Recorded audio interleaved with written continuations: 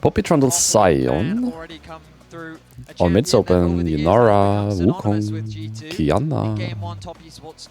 I like Kiana ban versus Kanavi, but I also don't want to give him Wukong, so not sure how to do this. Trade? Maybe trade. If you think about it, perhaps they give Wukong and just play Sin, because Skewmon is seeming to like playing Xin Zhao so far. So they have to choose between Orianna, Azir, leaving them both up for the you could leave Wukong Kiana open, you could leave all the mids open and just trade everything. Play Sin into Wukong, Wukong into Kiana. And if they pick Azir, you play Orianna. If they pick Orianna, you play Azir or Ryze. Maybe other ban, yeah, I like it, Rumble. Now you trade mids and junglers, and you have an answer to everything, I guess. I don't mind it.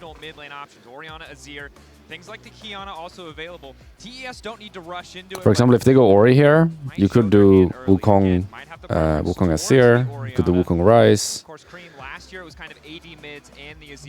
Could save the Azir for your blue side, and even just pick Aurora here, if you want.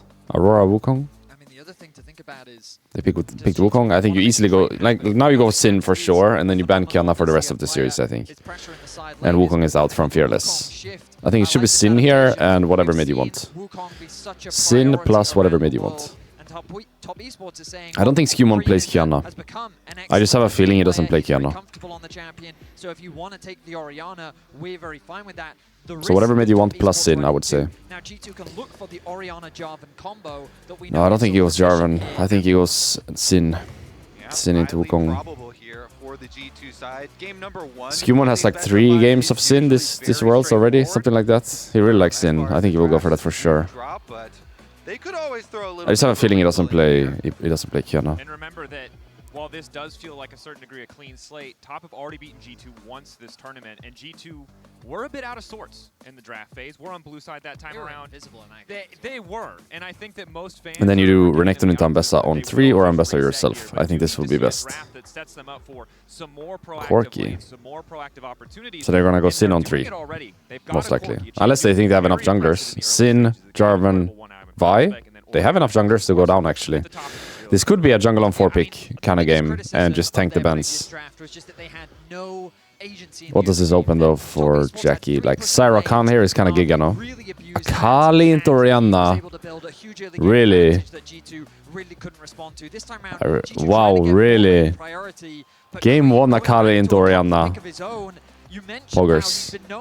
Varus into Corki? I'm more feeling the Ezreal than the Varus myself. Or even just going Rakan here. I think Rakan is so fucking insane with their champs, no? Rakan Akali Wukong sounds crazy. Like, what about just Rakan here? Isn't that crazy? They're gonna go for the Varus. Sin, no, here? Or Ambessa with ban? Maybe Ambessa with ban, actually. Broken Blade Ambessa? Xin Zhao and Jarvan, kind of the 2 other premier jungle. Doesn't feel like Broken Blade plays Ambessa, no? Like Sin is getting banned 100%. Sin is getting banned 100% if you don't take it. So if that is your favorite jungler, you have to take it now.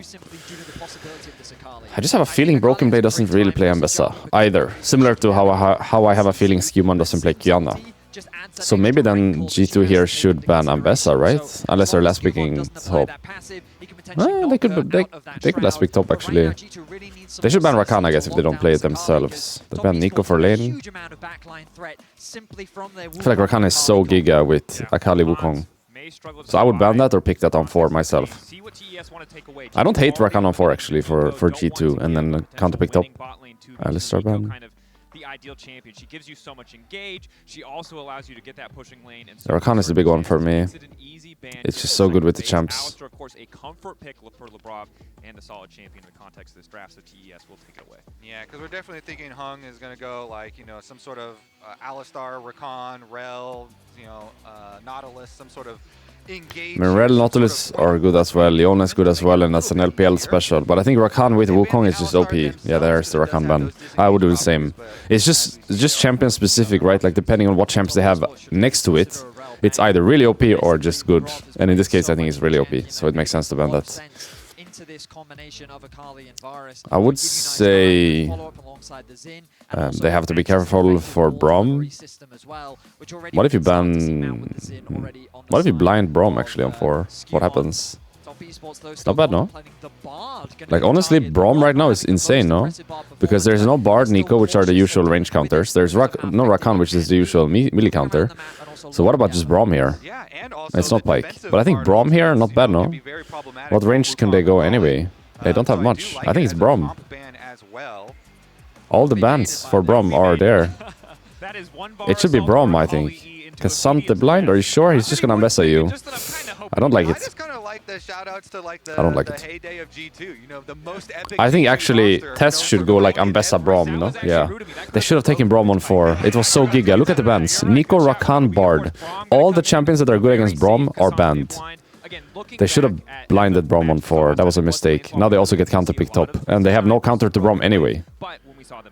Because everything is banned. It wasn't the center of attention, so very likely to be that top side. Yeah, they made a mistake here. Fuck. Braum on 4 was the correct pick for G2. And also the correct pick for Tes, right? But G2 should have taken it. Because now you have nothing. Like, what do you actually pick into this Braum? You have nothing. All the champs you want to play are banned. Gabi, now you have to just counterpick yourself. Now you have to go like Rel into this or something. He's gonna go Rel. They have to counterpick themselves. Yeah, fuck.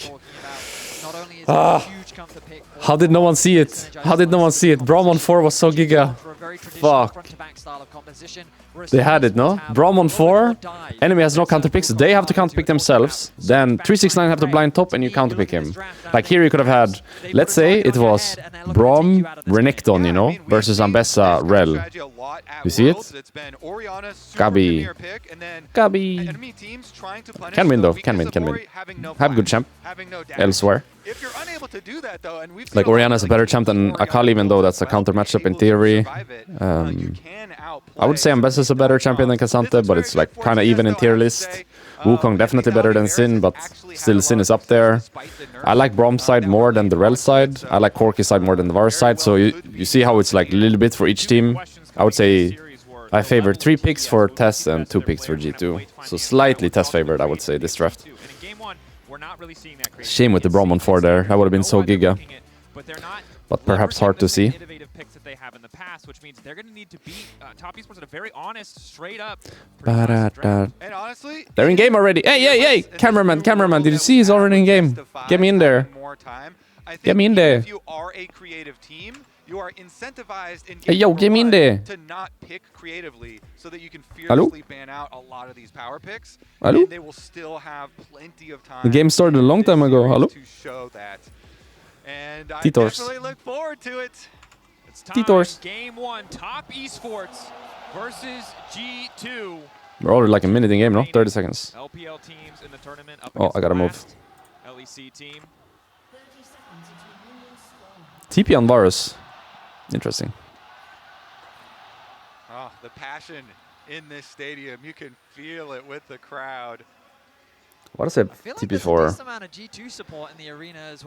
Nothing special, I guess. Just he thinks he can get away with it. G2 fishing for a little bit of information. Kanavi going to be looking to do the exact same thing on the top side of the map. Ward going to be dropped from Cream, which will naturally be spotted out as 40 months. Hey yo, 40 months. Thank you. Damn. Let's do another 40, shall we? On the bottom lane here. Thank you. If this is anticipation of any potential swaps. They've got the ping down onto Varus. They know he's on the bot side. He's on a ward, by the way. Might get caught here, but Braum is here. No, you don't commit to this if Braum is here. Yeah, agree.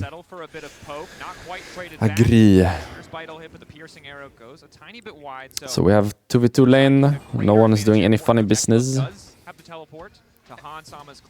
Nice trade.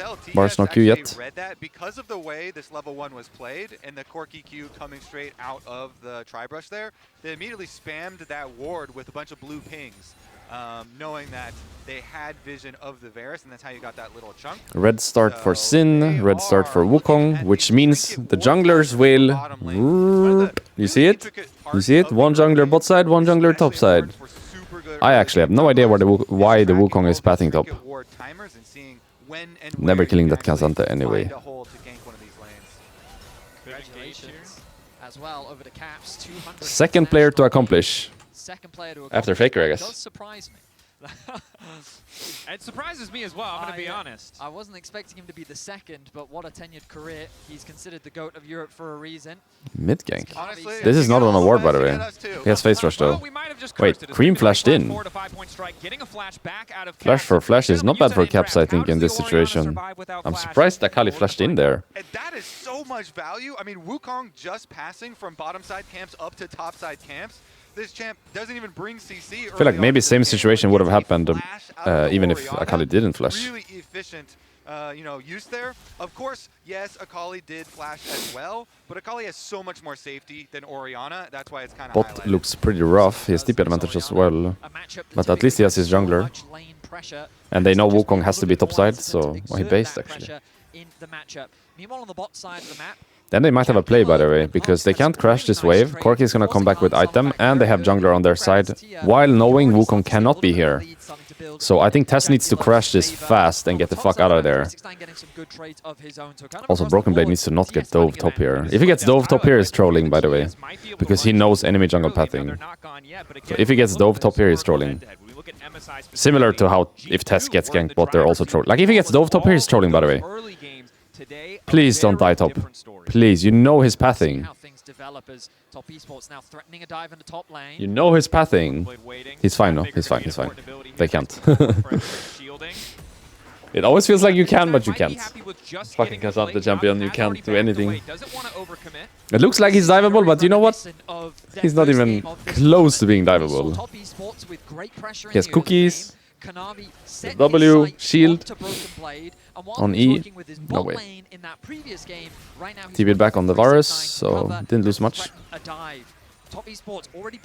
And they have a ward on enemy Krugs from Wukong before he based, so he sees the Sin right now. They should have had that info anyway from his pathing, but now they confirm it. So they see the Sin, exactly where he is.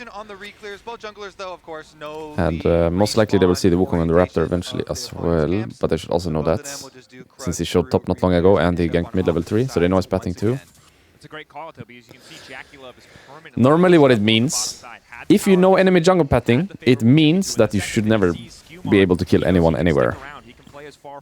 Like everyone should know at all times when they can play aggro and when they can't, right? So for example, Varus should know, when he sees the Sin on Krugs, that he has about, let's say, a minute to play aggro before Sin is there. Similar to how Cassandra should know when he sees Wukong right now on Raptor. He has like 30, 45 seconds to play aggro before he's there. You see what I mean? Like nothing should be happening because both teams know jungle pathing. So everyone knows when they can play up and when they can't.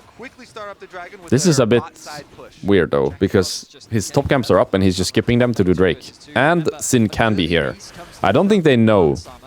Like they saw the enemy enter river, because they have a red ward on the minimap down here. You see it? Down there. So they know they're doing it. But they don't contest anyway. No flash top. W Broken Blade. No flash top. Now needs to push this wave in, because once 369 takes over, he can just turn this right back around. I'm surprised G2 just gave that. They had their jungler next to them. Was that not contestable? At least like look at them and say, hey, we know you're doing it, we're gonna hit you while you're doing it. Something? Because that was just free now. Maybe Corki had the base actually. Maybe that's why. Just seems weird that they don't contest when Sin is on that side.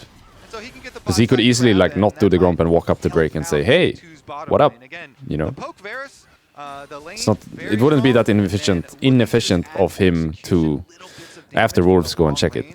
So, must have been due to Corki basing or having to base, I guess. Next should be the Grubs, and from my experience, bot lanes will at some point say, hey, I'm gonna base, and run top. There's a lot of haze right now. We're gonna stop with the haze. But yeah, bot lane should be basing and running top from both teams eventually here, if they want to contest, which they should. Grubs are really good.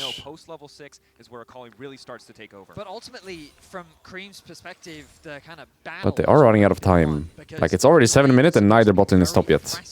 has now been Kind of need to just like burn this wave with Varus here and base around top. He's not really lost any He has no XP, TP as well. And when a wave gets frozen like this underneath the tower, he feels confident to stead up because Caps can't be Fighting as a aggressive lot. as he would like to. So even if they don't convert it into Top a as well. kill, Cream is very happy with how this early game has gone. I really need to get to top lane ASAP with everyone. Supports have TP up. Varus will have TP eventually, but I think not in time. Neither top laner have TP, neither mid laner have TP. Corki is just taking a bad base here, by the way, and Cassante is basing too to get on the right side. Because there's a lot of creeps bot. You will see it now. There's a lot of creeps that Corki would normally farm, but he can't because he needs to get to top ASAP. So Corki is going to be really behind from this. Varus gets the better base, so to speak, because he could push out before basing. But Corki is first to the play, so Corki will now be able to farm this under tower, push next wave, and then start the grubs. There is going to be a timing here for G2 to do this, because Varus will have to catch top. That's like the upside of losing the bot wave for Corki, that he's first to top and therefore first to the grubs. So G2 now needs to realize that they gotta force, like right now, but Caps has the base. But now would have been the timing, like right now. Tes are just taking one, but their AD can't be there. It's just one and out. It's just one and out. They're running.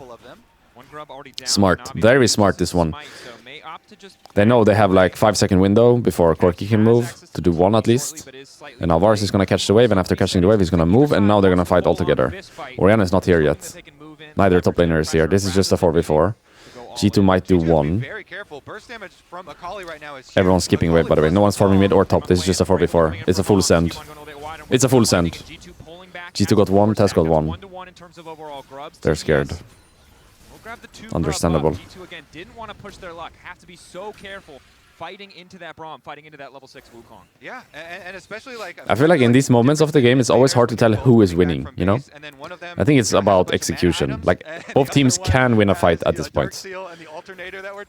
It's not clear-cut who is favored, I would say. So I understand that they don't take it, because it's hard to tell who is actually winning. But if you're going the scaling build with Rod of Ages as well as Seraph, For example, if they Q-flash with Braum on someone and one-shot that guy, they're probably winning, right? But Rel can also do the same. Q-flash someone, W, they one-shot that guy, they're also winning. It's hard to say. Half a wave, if not the whole wave, as he tried to contest that control wards, and he's also losing a bunch of farm off the back of it. He did swap to the top side where he also lost a bunch of farm, and we already talked about how Jackula has kind of been getting the better of him in the trades on the bot side of the map, but that is a full level difference. There is about 3 waves between the two of them, and Jackula has basically a kill of an advantage over his lane opponent. And remember, this the Swapping back to bot most likely with Varus, tipping bot here. That Trinity Force will come online a little bit later. Tipping mid actually, putting solo laners on side already. That's nice for the Varus. Being mid is much easier than being side. Should have that early game agency. Their one-item spikes are very scary, and G2 will have to play Drake in 30. So bot lanes need to be mid or bot side, yeah. Corki is also going bot. Cassante is TPing top. Orianna should be fine to lane 1v2 mid though. So for example, Rel, Corki can go into the Ambessa quite easily, while Orianna holds her own versus Varus Braum. Rel doesn't have to be mid here, she could easily be bot. Orianna is fine on her own, for sure. Now his lanes, they're not done yet, but they're looking like they're in a tough spot. I would rather have Rel bot here, if he can. Because Corki can't really play in Ambessa alone, you see? But if Rel is here, Ambessa can't play, and Orianna can be solo, so no need to be mid. I think Rel should be bot from the start. He didn't realize in time, but now he realized at least.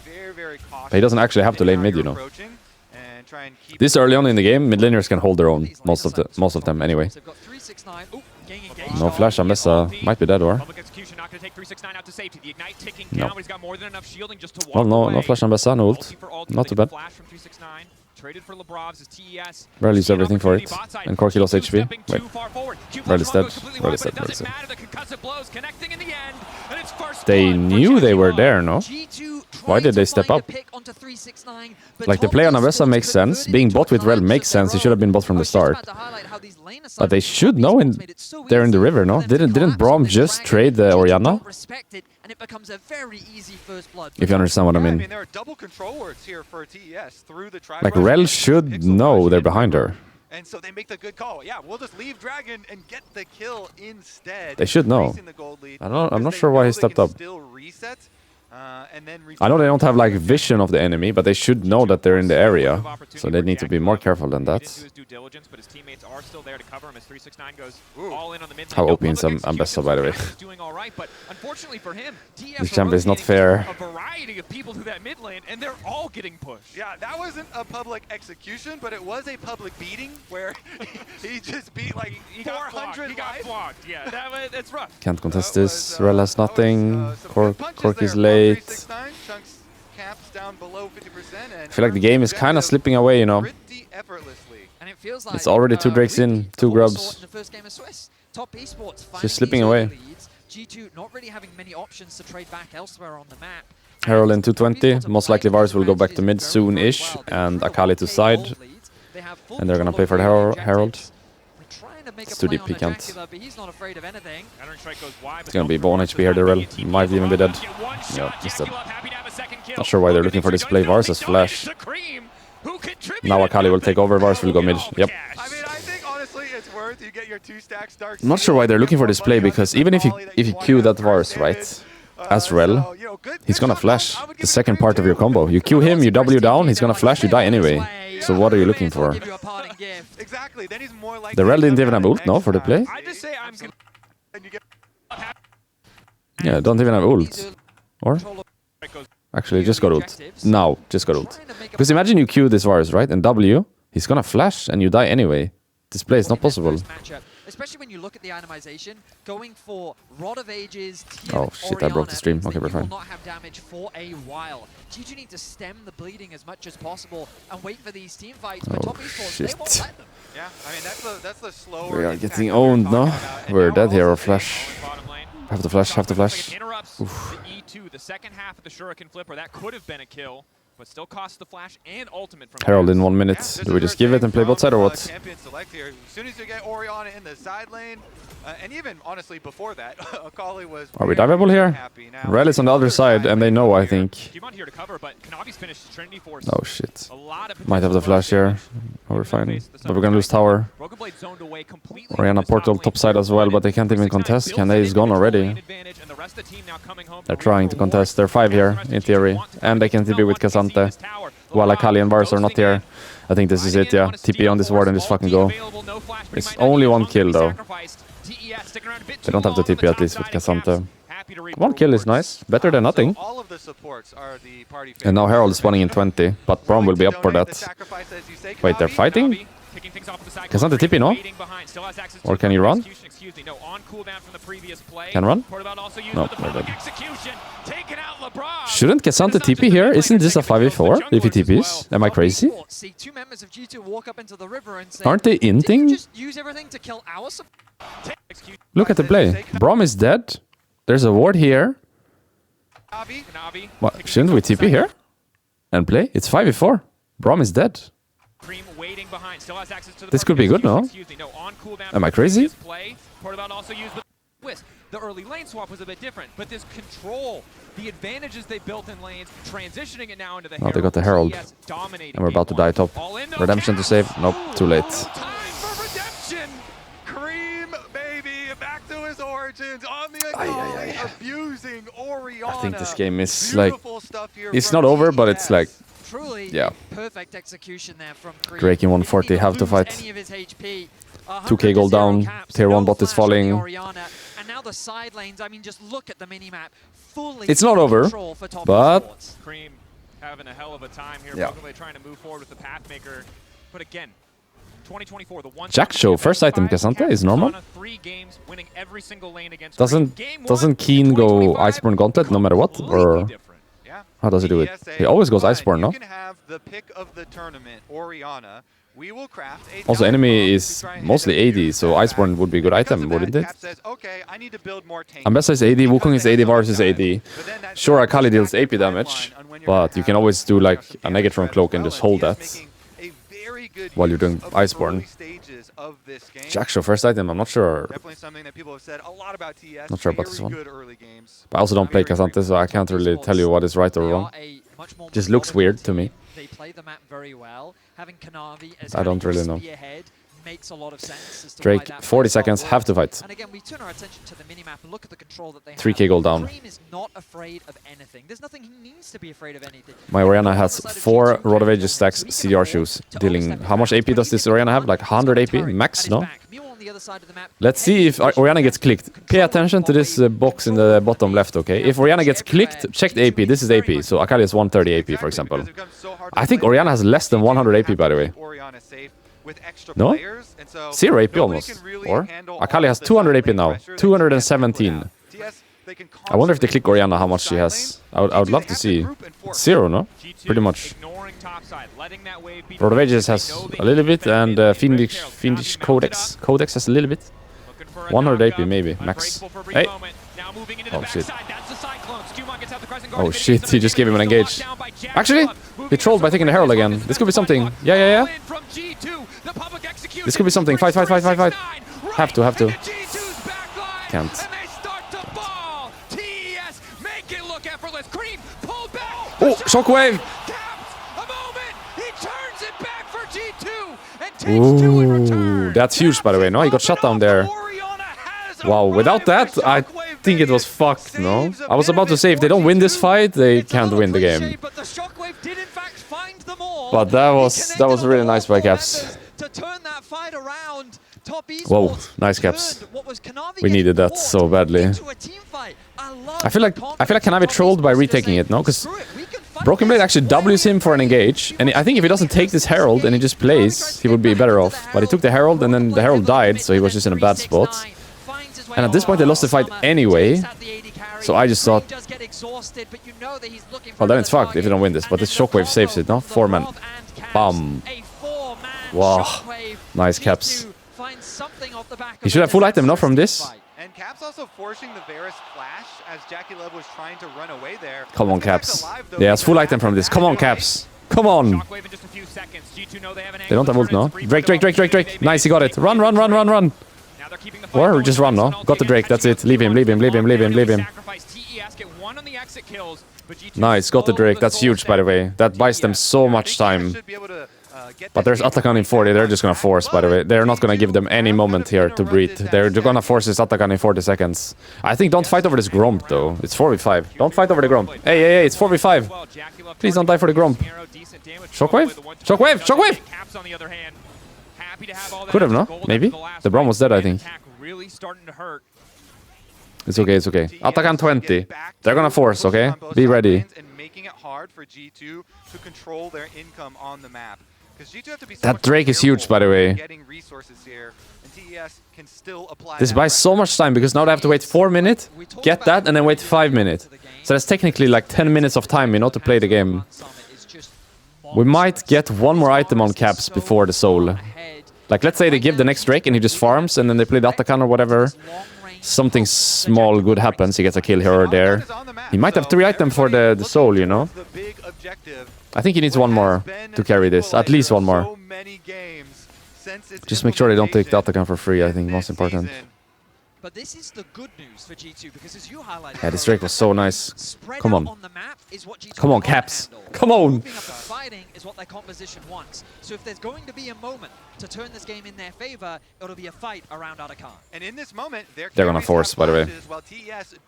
They're still ahead by a lot. They're just forcing, I think. Navi poking, fishing, maybe hoping to burn one of those flashes without committing too much. TS desperately fight. They want control of this tri-brush. They do not want G2 to have easy access into the objective, but Jackie Love alone is solo looks dark and full of terrors. Careful, it's dark and full of terrors. Go from lane, no? They did the shockwave combo of Sin, but it was only on one. As the redemption heals TES right back up. With the shockwave gone, I see this as a very difficult way for G2 to fight. They're losing so many waves. Look at the map. Look at mid and top. Literally not farming G2 here. They are just dropping wave after wave to be in this area. I think then at least they should contest bot, you know? They shouldn't go through the jungle. Like, it's nice to be on bot side of the map, but then they should at least contest the bot wave. Because they're not farming top, they're not farming mid, and they're not farming bot. They're farming nothing. We're farming nothing. We're just falling behind in gold. We were like 2k gold down, or 4k gold down. We didn't farm anything. At least we should be farming the bot wave and contesting bot then. Don't need to force. They don't need to start this. Look at the map. Look at top. I mean, Oh look at the side my lanes. Kobe was god. talking about it earlier. When Look top at mid and esports top. played the map, Oh, it's very fuck. difficult for G2 to deal with all of that pressure. Top lane Is this lost really the worth it? entire wave. Is this really Mid worth lane it? is being pushed in I by don't know. 369. I don't think it's worth it, by the way. Aggressively being built Like, by maybe top better esports. just to give Remember, Atakan G2 at that won play point. in mid. They Look how won the behind we gold are gap, now. But now it's ballooned back up to 3.8k. No. TP to the bottom lane from Broken Blade. Force There ourselves? first, Oh no, this is full desperation, by the way. If we force this right now... Oh shit, this is full... Forcing We're gonna the get Otacon, wiped here, no? recognizing a brief window of Oh opportunity. They need fuck, to make we are this work. desperate. 369 is trying to buy first. This could be really bad, I think. Look at the ward on the right side. Look at the ward here for TP. And Wukong on the side. Oh fuck, oh fuck, oh fuck, oh fuck. Run, run, run, no? The Wukong, oh no, fuck. Actually, Sin ult knocked him back. No, it's fucked. Shockwave was fine. No, it's fucked. Oh fuck.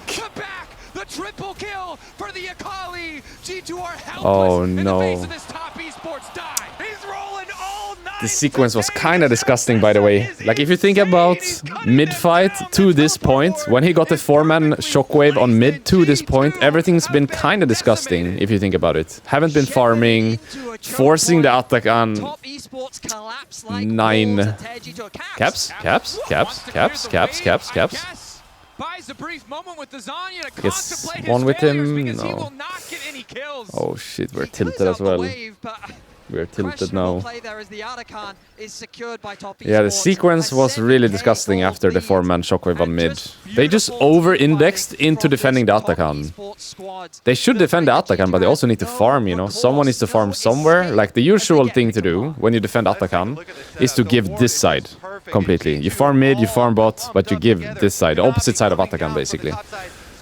But in this case, they weren't farming mid either. They were only playing one lane instead of two. And then they forced the Atakan and opened themselves for this flank. Like, the second they hit that Atakan, they're all wiped, you know? This is a bad force. No matter what, this is a bad force. They're not in a position where they A, need to force, or B, can force. Well, if all 5 of you are standing together as well, then they all get executed. Yeah, that sequence was not it. That one does include the other. After It's a square the mid-fight. rectangle sort of situation. G2 Needed to at least play 2 lane. Usually how it is have much more time. for the Atakan is you go from playing 3 lane to playing 2 lane. The third Drake and Soul And you skip the lane that is furthest away from the Atakan. So if Atakan is on top, you skip bot. If Atakan is on bot, you skip top. on an early game from TES. But only playing 1 lane is not it. Because then you're not farming. And if enemy do nothing, you're losing. Which is kind of what happened. And then they forced Atakan out of sheer Oof, okay, let's move on. Let's move on. Third Drake went to Tes. That's to be expected. Very, very behind. Can't contest that. Baron in 10 seconds. I would say they're gonna force. They're so ahead, they're just gonna force. But if they don't, there's Soul in 440, which we need to fight, no matter what. I think best course of action for G2, defensive vision on Baron, be ready for soul fight. If enemy tries Baron, play for steal instead of fight, for sure, because fight is losing. Like, any fight is losing, yeah, we're dead, we're dead. This is killing Tottenham, we're dead, we're dead. Or face rush. I think don't fight, no, don't fight, don't fight, don't fight, don't fight. Best we can hope for is them panicking, doing Baron and us stealing it. Any kind of fight is bad way. Don't fight, no? Are you sure about this? This is just losing, no? We shouldn't fight. Don't fight, don't fight. Don't fight. Nice. Hey! Hey! Hey! They're showing us the PowerPoint. So you want to be a Katie fan, PowerPoint. Didn't we see that yesterday? I think we saw it yesterday. Yeah, lost tier 2 from this, but that's okay, that's okay. Doesn't really matter.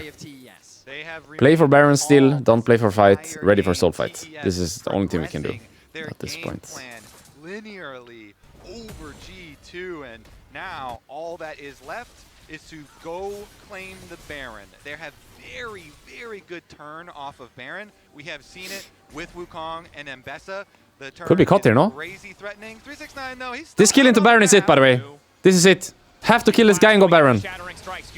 Please, please, please, please, please. He has flash. Please, please, please. He's out. No, no, kill him, kill him, kill him, kill him, kill him. No way, he's out. Fucking Mbessa champion, by the way. How is he alive? the shroud. Oh shit, we're gonna get wiped here. We're wiped, we're wiped. GG.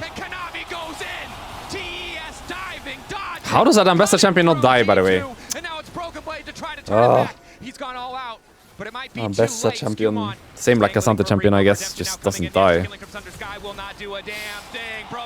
NT. Absolutely. Could they layer... I mean, Baron is gone, we don't need to watch that. Could they layer the CC better on this Ambessa? Let's see. Q flash, W. She ults and hits the Sin. He could have dodged that, maybe. Don't have ult on Sin, don't have ult on Rel. Orianna ults. Can they commit right now? She dodged the Sin W.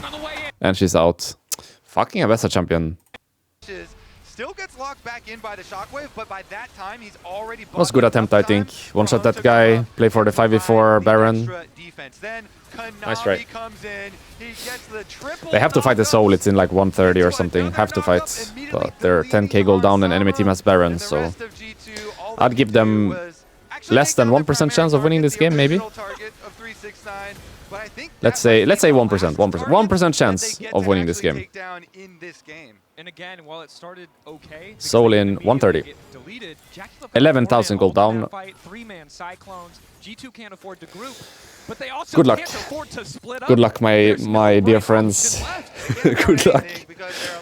This Drake fight will be fucking impossible. Yep. I mean, right now, G2 just need to be thinking about game 2 because this one feels done and dusted. They're using the done and dusted again. Why doesn't he just say this game feels done? I really don't understand. This game is done and dusted. Can you not just say this game is done? Most likely? This game is most likely done. Isn't that a better way of saying than this game is done and dusted? I really don't understand this. This could be something, by the way. Pick into Drake? Or does he just 1v2 this or what? Oh my god. Wait. He's dead though. Yeah. 1100 gold, by the way. 1131 gold to Orianna for this. That's 3.5 kills, by the way, to Orianna. Drake in 30, that's alright now. Akali has no TP as well, just go 4v4 now. Orianna got 1.1k gold for that kill. He egoed it, no? He went in again, he just egoed it. 1 for 1. Also, it did take some pages out of the Medjai's that Cream. But I guess it's good for mental. Like, if you think about it, he's making them feel bad, you know, getting 1v2'd. For the actual game, it's not that good, but for the mental, it's pretty good. So go for that 1v2. Have to fight here. Cover the flank, cover the flank. Ambessa on the flank. Help, help, help. Help the flank. This 5v4, by the way. Sin is here and Akali's still dead. 5v4. 5v4. Oh god, 5v4. Still losing. Ambessa champion XD DDDD. Yeah, could have had Renekton into Ambessa if we picked Braum on 4. Or Ambessa ourselves if we wanted. Well.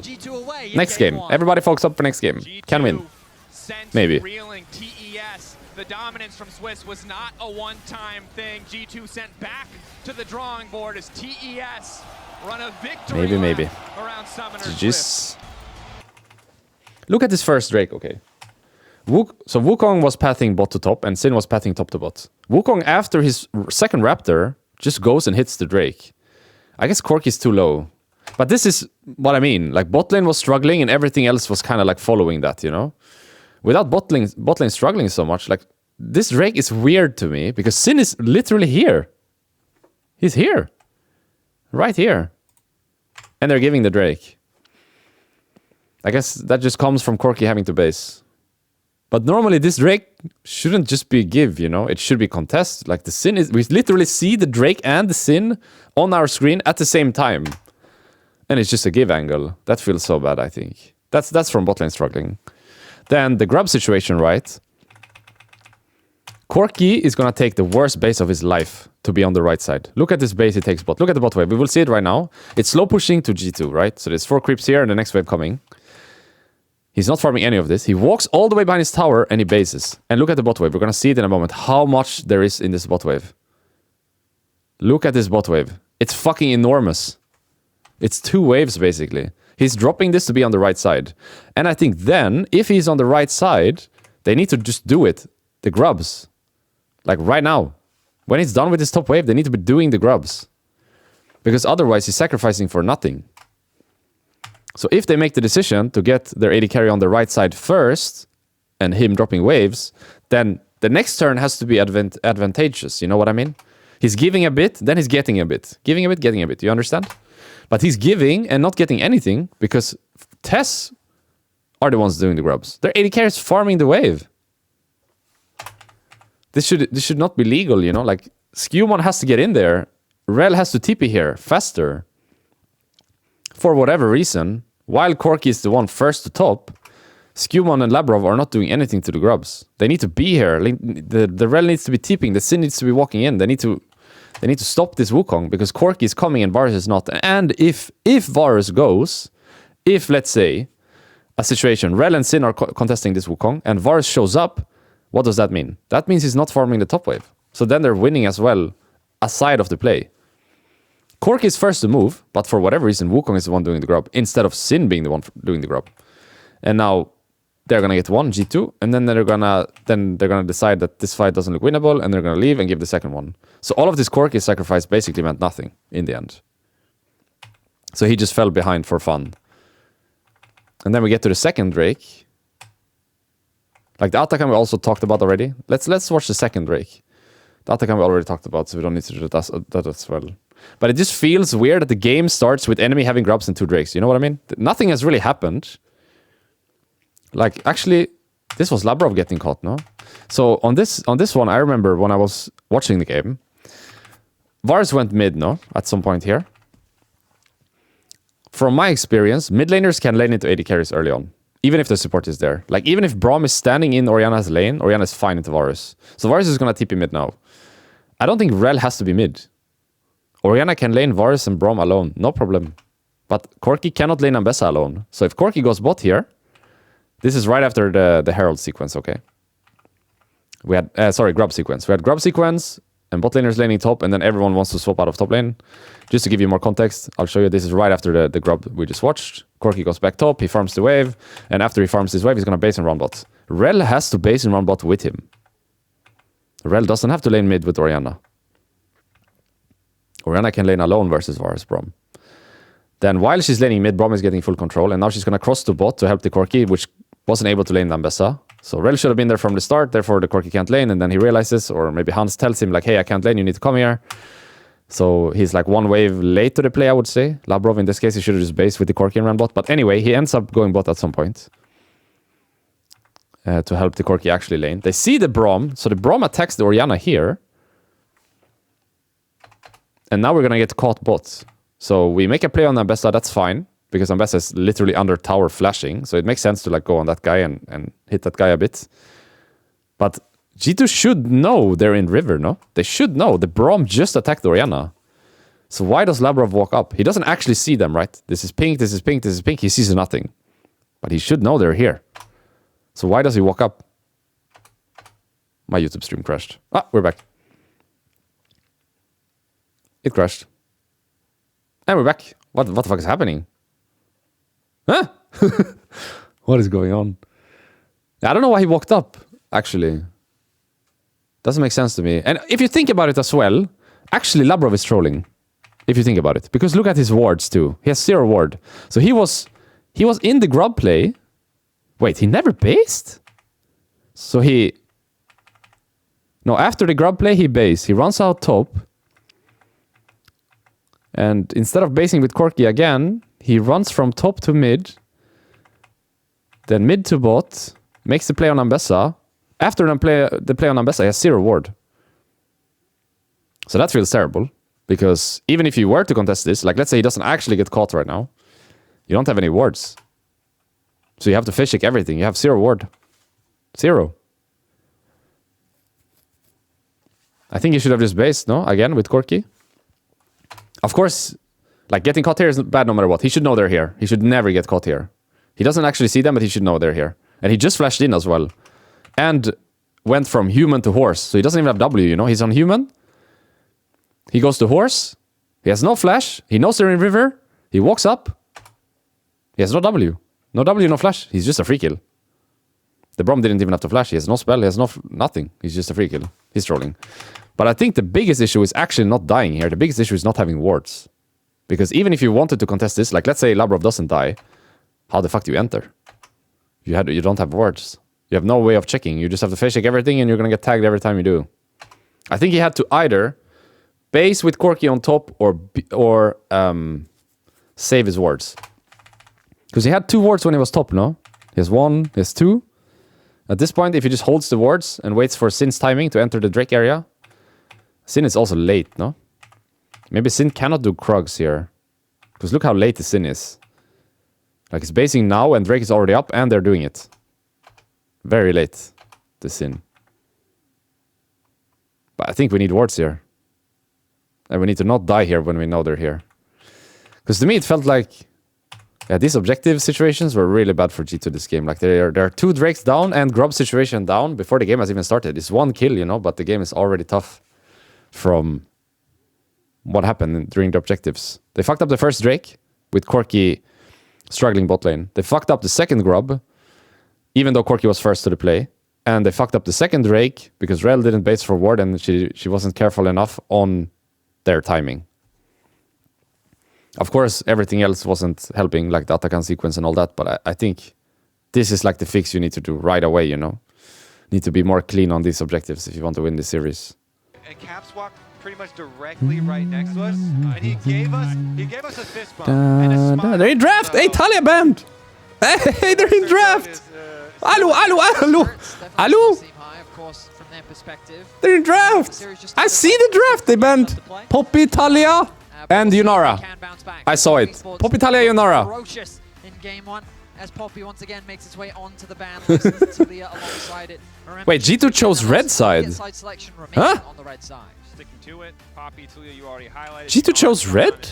Why? Staying pretty consistent. Rumble was the final ban for G2. Why did they choose red? Very high priority what? now. The other champion that Top Esports chose to ban in game 1. So small adaptations now that we've seen Why? the initial 10 champions removed. Blue is way better. Draft. Why are we playing red side? Oh, okay. So Zyban could indicate that Top Esports... They chose red side first game as well, I'm pretty sure. No fucking way. No fucking way we chose red 2 games in a row. I mean, if you can What? Blue is way better, by the way.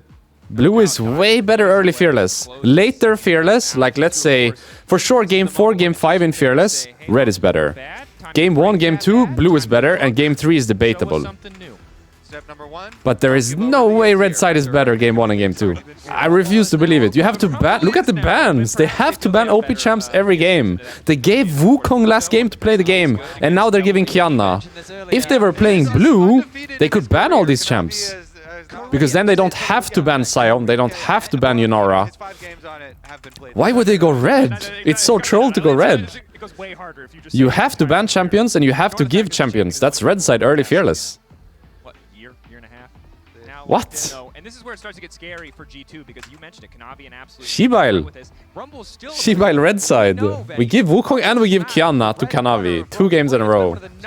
For what? For what? For what? What are we getting? Tell me. What do we get for this? Rice?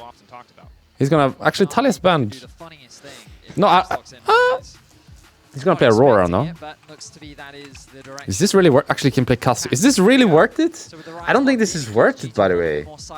Red side to give him best jungler both games. No way.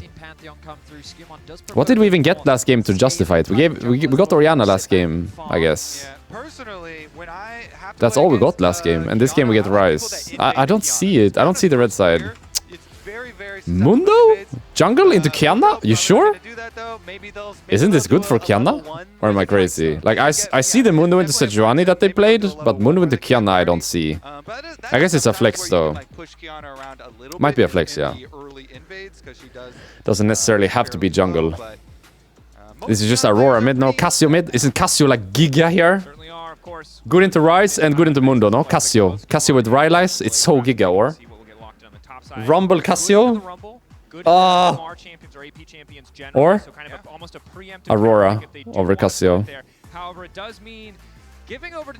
But their champs are really OP, no? Kiana, Rumble, Aurora. They have like second best jungler on the patch, a top laner on the patch, a top mid laner on the patch. I mean, similar to last game, I guess. Oh, their drafts look really good. Their drafts look so scary. Alistar over mid. I guess he has a lot of mids. He can play Anivia, Cassio, Aurora, Galio. I would pick... What would I pick here? Just match top, no? Ornn? And put Mundo jungle? Or can Mundo go into Rumble? It should be Ornn, no? Galio top? Galio? Pick Galio? I honestly don't know. This just looks weird to me. Rumble... Yeah, it's Galio. So it's Mundo jungle then, no matter what. Mundo into Kiana doesn't sound like it's good. It doesn't sound nice. But top esports, they have a lot of damage. I guess they were it actually sounds really bad. Aurora because they didn't necessarily want a heavy index in and isn't like Cassio really good here for them? Anivia really good here for them? Aurora is still open. They're gonna get a good mid on 4-5 no matter what. And now they can ban supports too. I would ban Rakan. Actually, I don't know what I would ban. Rakan, Kaiser. If I was Tes, I'd ban Rakan, I think. And that's like it, no? You ban Rakan and that's it. Nico, Bard, Nico. Caitlyn ban. They're building something, I feel like, better, with more options at least than the first time around. Yeah. And in game 2, Champions like powered by what does G2 want 4-5 to make this nice? On the right course, clearly TES very aware that they don't want to give away. Need a hard 80 damage, no? Galio's AP, Ryze's AP, and Mundo is like semi-tank, so we need a hard 80 damage AD carry. We need like... We need a hyper carry, no? In this composition to function? We need like a Jinx or something, don't we? Ezreal, that one's already off the table. I feel like that could have been a 4 pick. I feel like the Caitlyn ban makes a lot of sense because G2 right now are building very much a backline safe type of AD carry. I think we need an AD carry with crazy 1v9 potential this game. We need a Jinx, I think. Aphelios? Jinx? Draven? I think we need something crazy on 4 here. They banned the Draven actually. I think we need Jinx or Aphelios, by the way. We can't play the game now if we take like a... Yeah, we need a hard 80 damage carry here. You know what? As long as G2 doesn't have lanes that are gonna push... We need a champion that can 1v9 a teamfight, I think. Seri, yeah. But Seri is very slow-paced. I don't know if they can play slow-paced this game or the series in general. I don't think they will give them the time, you know. I think they need something with a bit more strength and lane power. I think it's Jinx or Aphelios, by the way. Bard blind. Actually, no, they see the Alistar. I'm trolling. I guess it makes sense, actually, the last pick AD. I'm trolling. For whatever reason, I thought it was Aurora instead of Alistar still. Sivir, I like it. And this should just be Aurora, Cassio, or Anivia. One of them. Whichever one you want. It's fine. Morgana mid? That would be something, no? Spell shield for Kiana. Sylas? Sylas into Ryze? This is counter matchup, no? Ryze is good into Sylas. Yone. Their comp looks incredible, no? Kiana, Rumble, Alistar, Sivir, Yone looks fucking scary. What to even pick here? I think this has to be Jinx, by the way. But Jinx Bard sounds disgusting. What do you even play here? Aphelios Bard sounds disgusting. Jinx Bard sounds disgusting. What do you actually play here? Lucian Bard also sounds disgusting. No. Oh fuck, that sounds so bad. Wait, I think we need Jinx, by the way. I think you have to play Jinx no matter what or something. Lucian Bard. Ew! Ew! What? Ew! Has not gotten his international Lucian license. Very few people in the West have. Oh fuck! If there was ever a game to change it, this is one. But this is a champ that we've seen. Even if why the Bard then? Play Lucian Nami, no? At least. One item. A lot of teams really struggle to work. It's not just about the Lucian. Everyone on the team. Or Tristana Lulu or something, you know? I really didn't like the prioritization of the Bard, especially with the Sivir open, who now with the yeah, the Bard has 0 value. I think they should have went Jinx or Aphelios on 4 or Tristana, and then they should have last picked Lulu. And it would be playable, because then they have a hyper carry, AD carry with a lot of AP topside, so the AD carry can carry even though they build a lot of MR. Do you see what I mean? Bard brings And I'm also just I think this 4-5 had to be Aphelios, Jinx, or Tristana on 4 with Lulu on 5. And that way your AD carry can carry the game. Now, I don't know. It looks fucking disgusting. It looks so bad. Lucian Bard. Oh my. Oh my. This is not it. I think Top Esports should be very happy. They've got so much team fight power. They have easy ways Yeah, to play Jinx, around their lanes. I Aphelios, think or Kanavi has Tristana on great 4 with Lulu on options. 5 was the Again, I way, think for this sure. is a great game for Top Esports for Hung Kanavi to really take over the Rift. G2 are clearly in a very defensive mindset.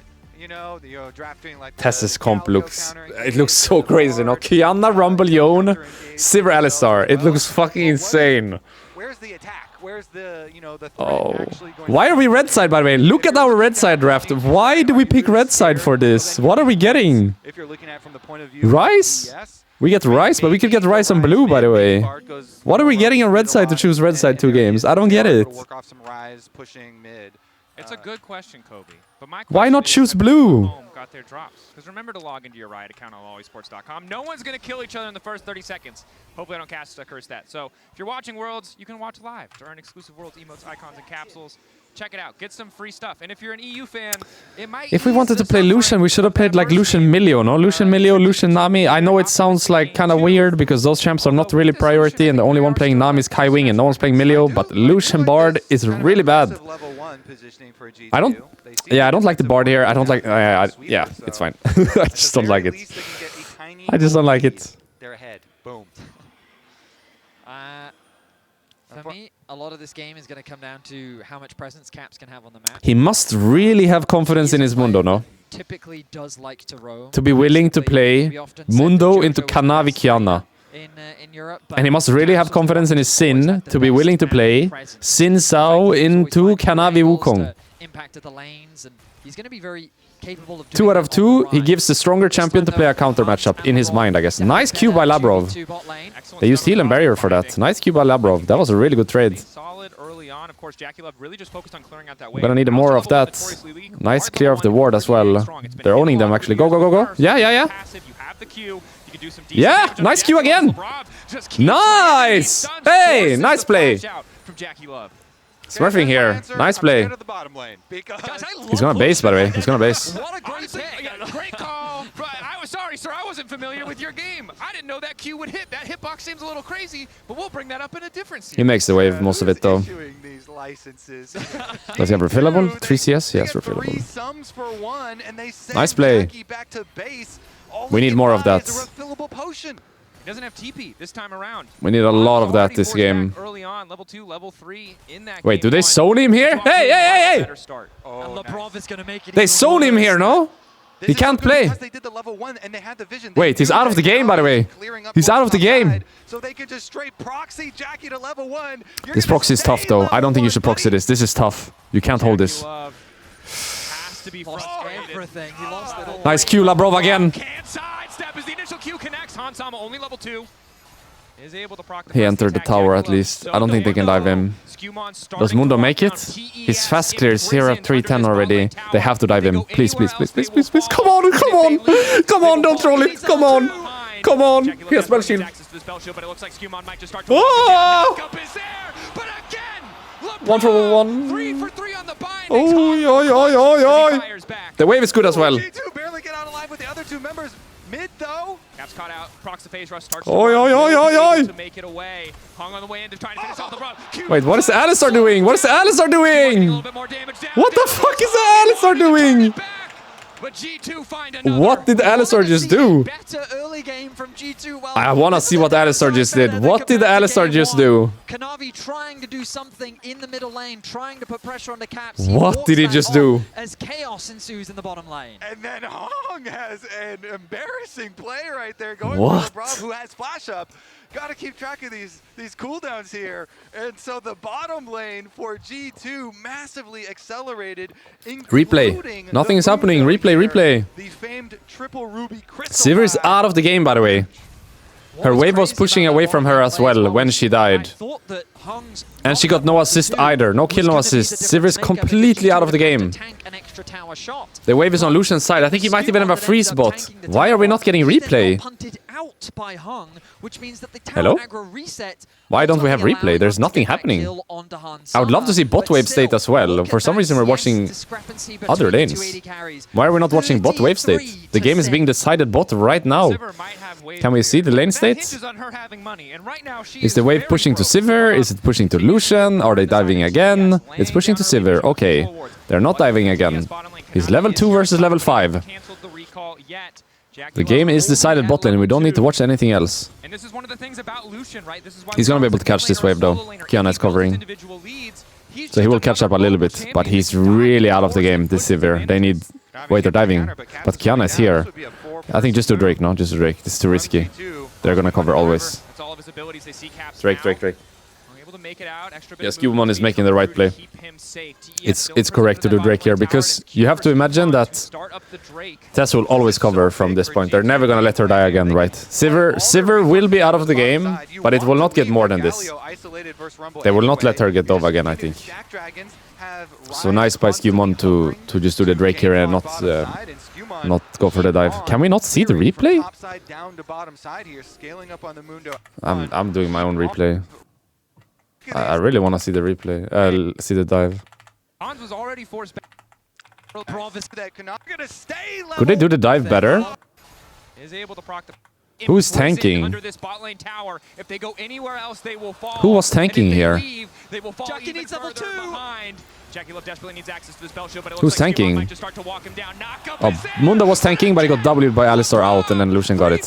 But Sivir got nothing. And what did Alistar do after? Caps caught out, procs the He face, followed in the starts to portal, run, and then will what? be able to make it away. And then he... Hung on the way into Oh Drake's my zone. god! Flash, slowed. To level 4, Han Summer Oh! close to level Shit. 6. These levels are so He comboed and then valuable in the flashed, early tried to game. auto-attack. Hans only Why didn't he just made flash worse combo by the then, or fact that flash there's a Q? pickaxe in Han Summer's inventory. Ew! This is the first time I Wee, will wee, wee. maybe have seen a bot lane Lucian cull a level 4 Sivir, Okay. which is terrifying for TES. And I mean, if you go all the way back, Han Summer, his main criticism used to be that Yeah, he lost his mind for a second there. Carries. Sure. Like Lucian, Well, Draven were kind of his not a bad go-to start. champions Not a bad right at the start. of his career because lane This dominance game was what feels he was winnable. all Got the about. first Drake as But well. Esports Now base into looking to top, I guess. They got finally cancelled activate those a little bit late, but have 6-9 time down to the still. bottom lane. It's They only wanna try and 7-10. He has mitigate time to some of run all the this way. pressure. Bot wave is Wave is a good swap frozen in though this match as for well, but I imagine BB. G2 is gonna match that Galio needs to swap go there and look to now contest the and growth. fix this. Already have begun as the resets come through. Who has better Additional draft? For sure, and Tes. For sure. of Lebrov as Hansama sprints to the top side, happy to have that isolated 1v1. The pick I don't think Bard has any value in this game. Like, Ryze is the OP champion, I guess. Like, if you look at the mid laners, Kiana is stronger than Mundo, most likely. I would say heavily Tes favored this draft. But they smurfed early game, and they put Sivir behind. Sivir is basically out of the game, so... First Drake fell from this. I'm hoping they can get grubs from this as well. Like, I don't see how Tes contest with this Sivir state. This should be G2 getting 3 grub, and then they swap back to bot, and then they get the next Drake. And even if they have the worst draft, they start the game with 2 Drake and 3 grubs, you know? It happens, it happens. So it's very winnable, I think, this game from what happened early. Progress the game plan pretty smoothly here as Skewmon level 6 on Mundo just farming away. And with the extra grubs as well, you know, he got second Skullcrab. Nice. So got that extra leverage over Kanavi. And now we just need to swap back bots before the Drake can get the Drake as well. And then we are chilling. So you can stay top a little bit if you want. You can do like 1 or 2 more waves or wait for your Essence Reaver, however much gold you need for Lucian. But need to get the bot soon. Need to get the bot soon. It's fine. Double Ruby Crystal Rise. He cannot die. He has Face Rush and double Ruby Crystal. He cannot die. Unless he misplay, I think. Jon ulted actually, and he flashed, so maybe next play. 145 for Drake. They're diving top with Rise up, by the way. They're diving. Next wave, they're diving. It's Cannon wave as well. There's no one here. Kiana is showing bot side. There's no one here. They're not covering this? They let him die? He's dead. He's dead. He's dead. He's dead. They're tipping, but it's too late. It's pre 10 minutes. This TP takes forever, by the way. It's pre 10 minutes. It takes forever. He's not gonna make it. That's just a clean dive. He's not there. And Rage Rumble ult. Wait, they're raging, no? It was same with Alistar play bot. They're just raging. goodbye to them. Why is Kanavi not covering the play? What is Kiana doing? He has to be top covering. Nice play by G2. Moved from bot lane into mid. Kanavi working with Now they just swapped the bot. Rice is actually going bot and Lucian is going mid. Yeah, Drake in 1 minute. This game looks really good, by the way. This is free Drake as well. They're not covering this dive and the TP takes forever because it's before 10 minutes. Nice dive. Nice portal out. And then the Rumble rage ult as well on top. This ult would never kill. He just rage ult. And now we return back to live as Caps has found Alistar's caught, by the way. Has flash. Way too far Dead. forward. Nice. G2 What is the Alistar doing? Punished for his hubris. Okay. It's free Drake. 2k gold lead. Trying to get solo vision. Kanavi had finished Krugs down there. That was a solo mission from Hung. Definitely a rough one from him this game. So much of a better look from G2. Clearly, they came into this one with a laid-out early game plan, and they have executed on that game plan straight from level 1. I would say, even if you cooked up this game plan, though, it probably went even better than they expected, being able to zone Jackie so much. Proxying at level 2, I don't think was part of the initial plan. I mean, we were skeptical. I especially said, like, I didn't like this Lucian pick, but, like a large part of it, well, a whole part of it is you need to be leveraging your early push in the bot 2v2. And after game 1 where Hans Summon just straight up got bodied by Jackie Love in the matchup, to come in game 2, could have 22 minutes soul fight this game if they keep up the pace and they don't int in the following minutes. He's being completely zoned away. Playing really well so far. I don't know why they're playing 2 lane though. I don't like this so much. Actually, they have 3 grubs. I like it, I like it. Sorry. I forgot about the grubs. I like it, I like it. The reason why this play works is because they have grubs. This is something that G2's doing a lot this game. It's all about the grubs here. Because normally you can't just take a tower, but because they have the grubs they can. I really like this play actually because they have the grubs. My bad. He's building a lead of his own, but the rest because now they can do the same on the other side. Now they just all base and do it top. Even if Galio dies, it's fine. I mean, he shouldn't die, but it's fine. Very, very winning anyway. Now they just need to do the same top before plates fall in 2 minutes. Lucian push mid, move top, Rice is coming top, Galio goes bot, and then Galio shifts to mid when Lucian shifts to top. Exactly what they did for bot tower, they should do for top tower right now. Rumble can clear with ult though, so they need to do it on 2 turns. While simultaneously getting some value on top lane, as you say, 4-3-6-9. So this is TS trying to make the best of. I feel like if G2 doesn't win this kind of game, they can't win this series. Because this kind of lead you will not get again. This will only happen once. Need to win this game, no matter what, to win this series, or have a chance in this series. Why is Galio here? I feel like Galio should be bot now.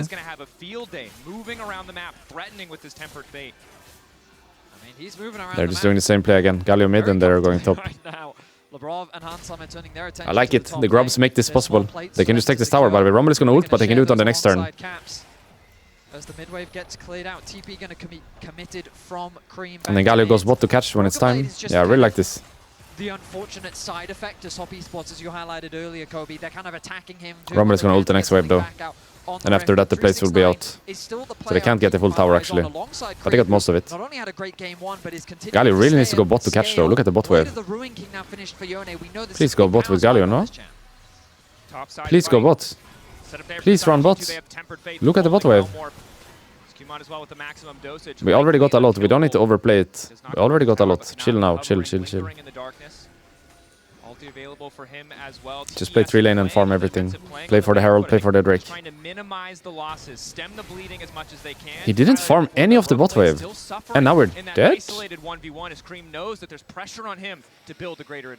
Yeah, exactly. You know, Broken Blade rushing into the MR for the Rumble matchup, but Cream here with his Blade of the Ruin King. Galio is not farming this game. Through a Galio, with no literally armor, dropping like 4 or 5 waves here bot lane. For TES in a world where the side lanes are going to be dangerous for them this time around, since G2 have the threat. It was the same last game for Atakan, just not farming. I don't think it's necessary. Like, it's already winning. Don't need to overdo it. I guess in last game's case it wasn't winning, but they were already stopping the Atakan. They didn't need to overdo it. They should be farming a bit as well. No one is farming bot, by the way. Can someone go bot, please? Bot lane has been completely abandoned. Skumon is in the area. They're now going to go and send Caps to go and catch that wave as Hans Summer pushes this one in. JackeyLove will still have his wave clear, even though he is still very far behind. But it's all in setup and preparation for that top side. I will say that. Why are we not playing top side? Kind of been littered across the map from LeBron. He's got great deep I'm so confused why we're not playing top side. What What are we doing? What are we doing? What are we doing? Oh my god, what are we doing? Demolishes him. Oh, Kanavi wraps around and hits them both. 2 quick kills. Why are we not playing top side? Why is Galio not farming? Why are we not taking the Herald? What are we doing? Why is Galio top and Ryze bot instead of Ryze top and Galio bot? Why did the Galio not farm the bot waves? We're losing Herald now? But taking out Hans Summer gives a nice window for JackeyLove to get some much needed. At least play the Drake then, please. Give this and play the Drake. That was just such a masterful play Please. here for TS. Perfect timing for them to punish G2. Drake, Drake, and Drake, delete please, the please, gold please. lead almost instantly.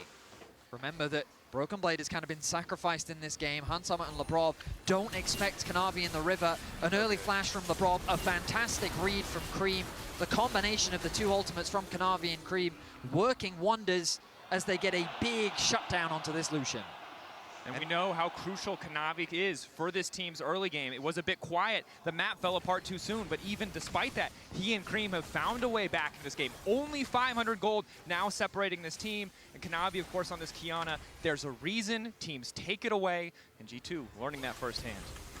And all the money, you know, going into Cream is exactly where they want it to be able to funnel into this Yone and have some huge threat. Dragon, though, stacking is still available for G2. Don't stack for Wombo combo, please. Don't stack. Spread out. They have Rumble, Kiana, and Yone. Do not stack whatever you do.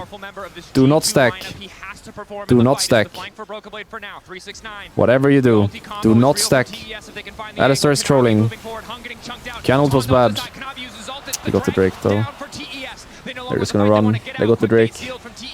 They're all out. G2 moving forward. The suitcase connecting onto Cream, but they don't quite find the snare. TES retreating well, getting the initial objective. Their fate now tempered. JackeyLove locked up. Surely the Silver They're all out, and they got the Drake. Back and G2 walk away empty-handed.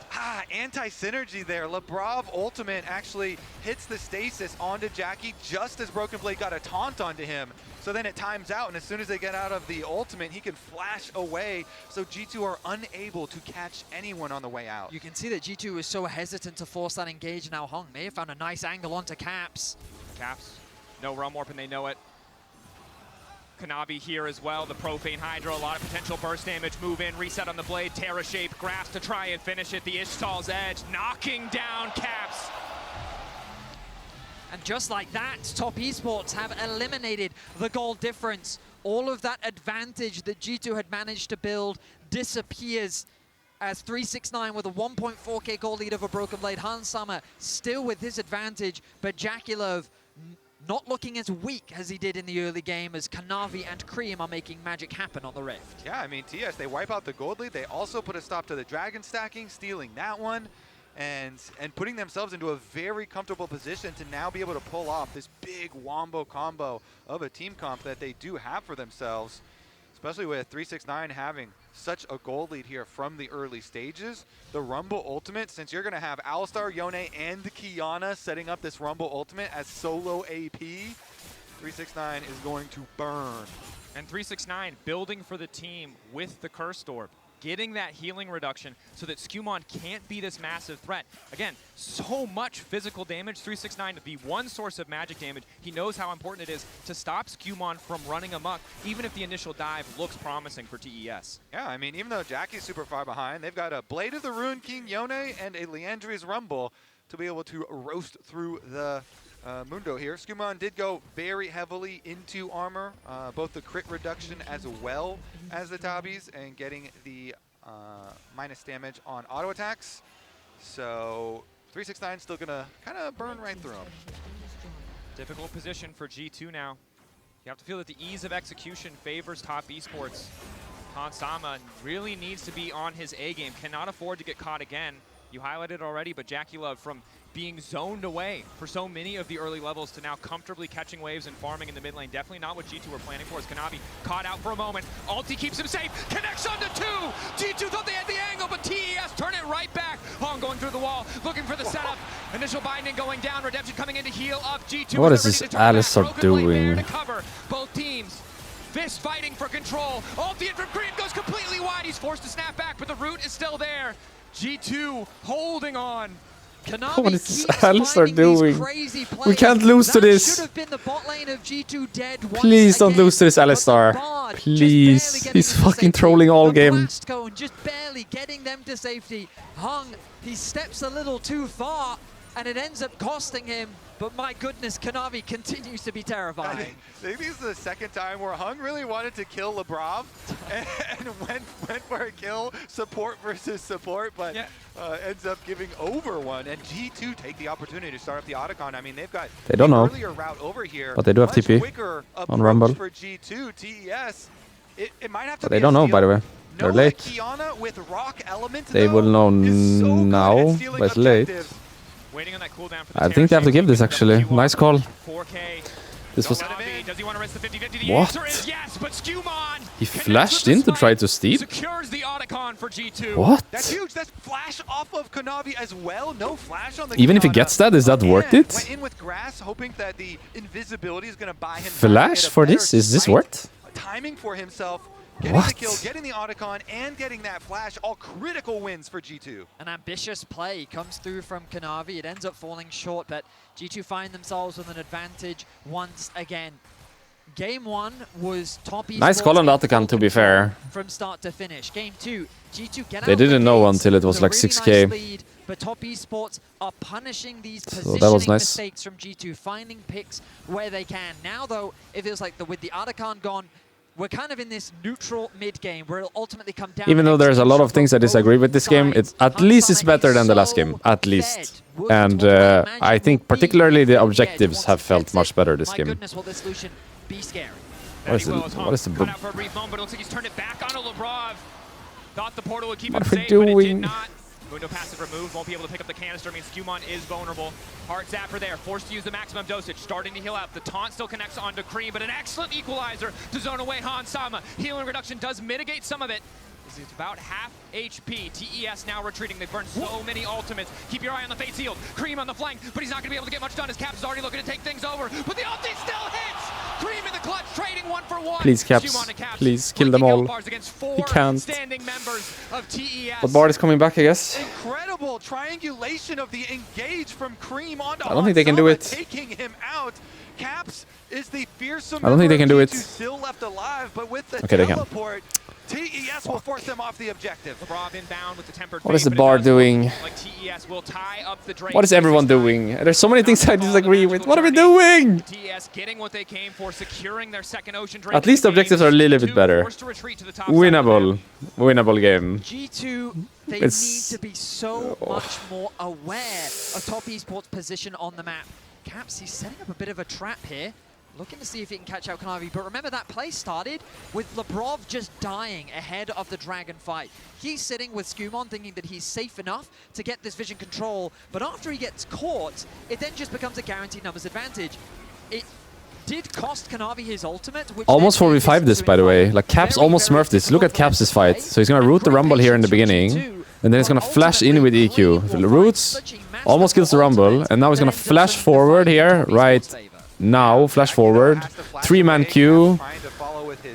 Rooted the Yone on the side. They know the Yone, by the way. They know the Yone, and they still get caught. He's literally rooting him and pinking him, and they still get caught. Is Caps just 1v9 or what? How do they not notice the Yone? Rice is literally EW pink ward, still get caught by the Yone. They see him. Probably could have dashed around, dived through so many of those cooldowns, put his gold advantage to work, but his lead starting to shrink. He's just 1v9. Still an extra BF sword, but keeping my eyes on 369. The Rumble continues to benefit as Jackie Love has been caught out. No flash either. Finding him, Kanavi's ulti not doing a damn thing. No flash Kiana. Bard ult is not good. The ulti from the Bard, not quite at least they got one. No objectives, sadly. The Rumble, the equalizer, doing a bit of damage. Nice pick, I guess. I don't know how the Sivir gets caught here. That Bard should miss though. That's a kill on Kiana, no? Always. Early position into the brush of the red quadrant of the jungle rewards them. They're fighting for V5. Actually, Galio's bot and Ryze is top. Is this possible? Or are they just trolling again? They're just trolling again. What are Tes doing? What is everyone doing? What is this game? He found the angle in the previous fight. He will not today. Hung getting What? run down in G2's jungle. Sivir just got caught, no? Why are we diving mid? They could do one better, but they absolutely could not. Ring around the rosy. Am I crazy? Didn't Sivir just die and Kiana just survive with 1 HP? It's been a rough one. You said it earlier. Why are they diving mid? Continues to make these little mistakes as now 369 is in jeopardy. Shut down No flash, by the way. A bounty that G2 are eager And to Baron is collect. spawning in 10 The seconds. taunt turning away from Caps. Baron, question mark? Now 3 kills. Honestly, Need to base, I guess. G2 are snowballing. They're turning it up. They're creating some chaos here, and that has resulted in a 2,000 gold lead being retaken for them. It starts with making an early What is happening? positional play into TES jungle during the reset. That rewards them the kill onto Jackie Love, and then step by step, they kind of take more and more. I mean, they should win this game, right? Like, regardless of how it happens, this game has to be a W after the early game. So I guess, however they get there, so be it. Like, this has to be a 1-1 this series. This game, they just can't lose this game after what happened early. Come on, it's 5v4, he has no TP. Come on! Redemption, no redemption. Redemption, redemption, now, now, now. Redemption, redemption, redemption, redemption, redemption, Labrov! Okay, nice. Where's the Bartle going? Turn the Baron, no? You have them. Yeah, yeah, yeah. Baron, Baron, Baron, Baron. Nice. Okay, whew. It works. Right? Scary situation that is masterfully Right. handled. G2 find a nice I think they have it. turn onto top And then it's esports. Drake 120. All 5 members, they put the pressure onto Kanavi, they get the pick onto Jackie Love, and they're looking to secure their first Baron of the series. What a domino effect for G2. And picking off the Seems like Tes are tilted, no? Pressured 5v4 at Baron. They get all the kills. They I feel like they're tilted.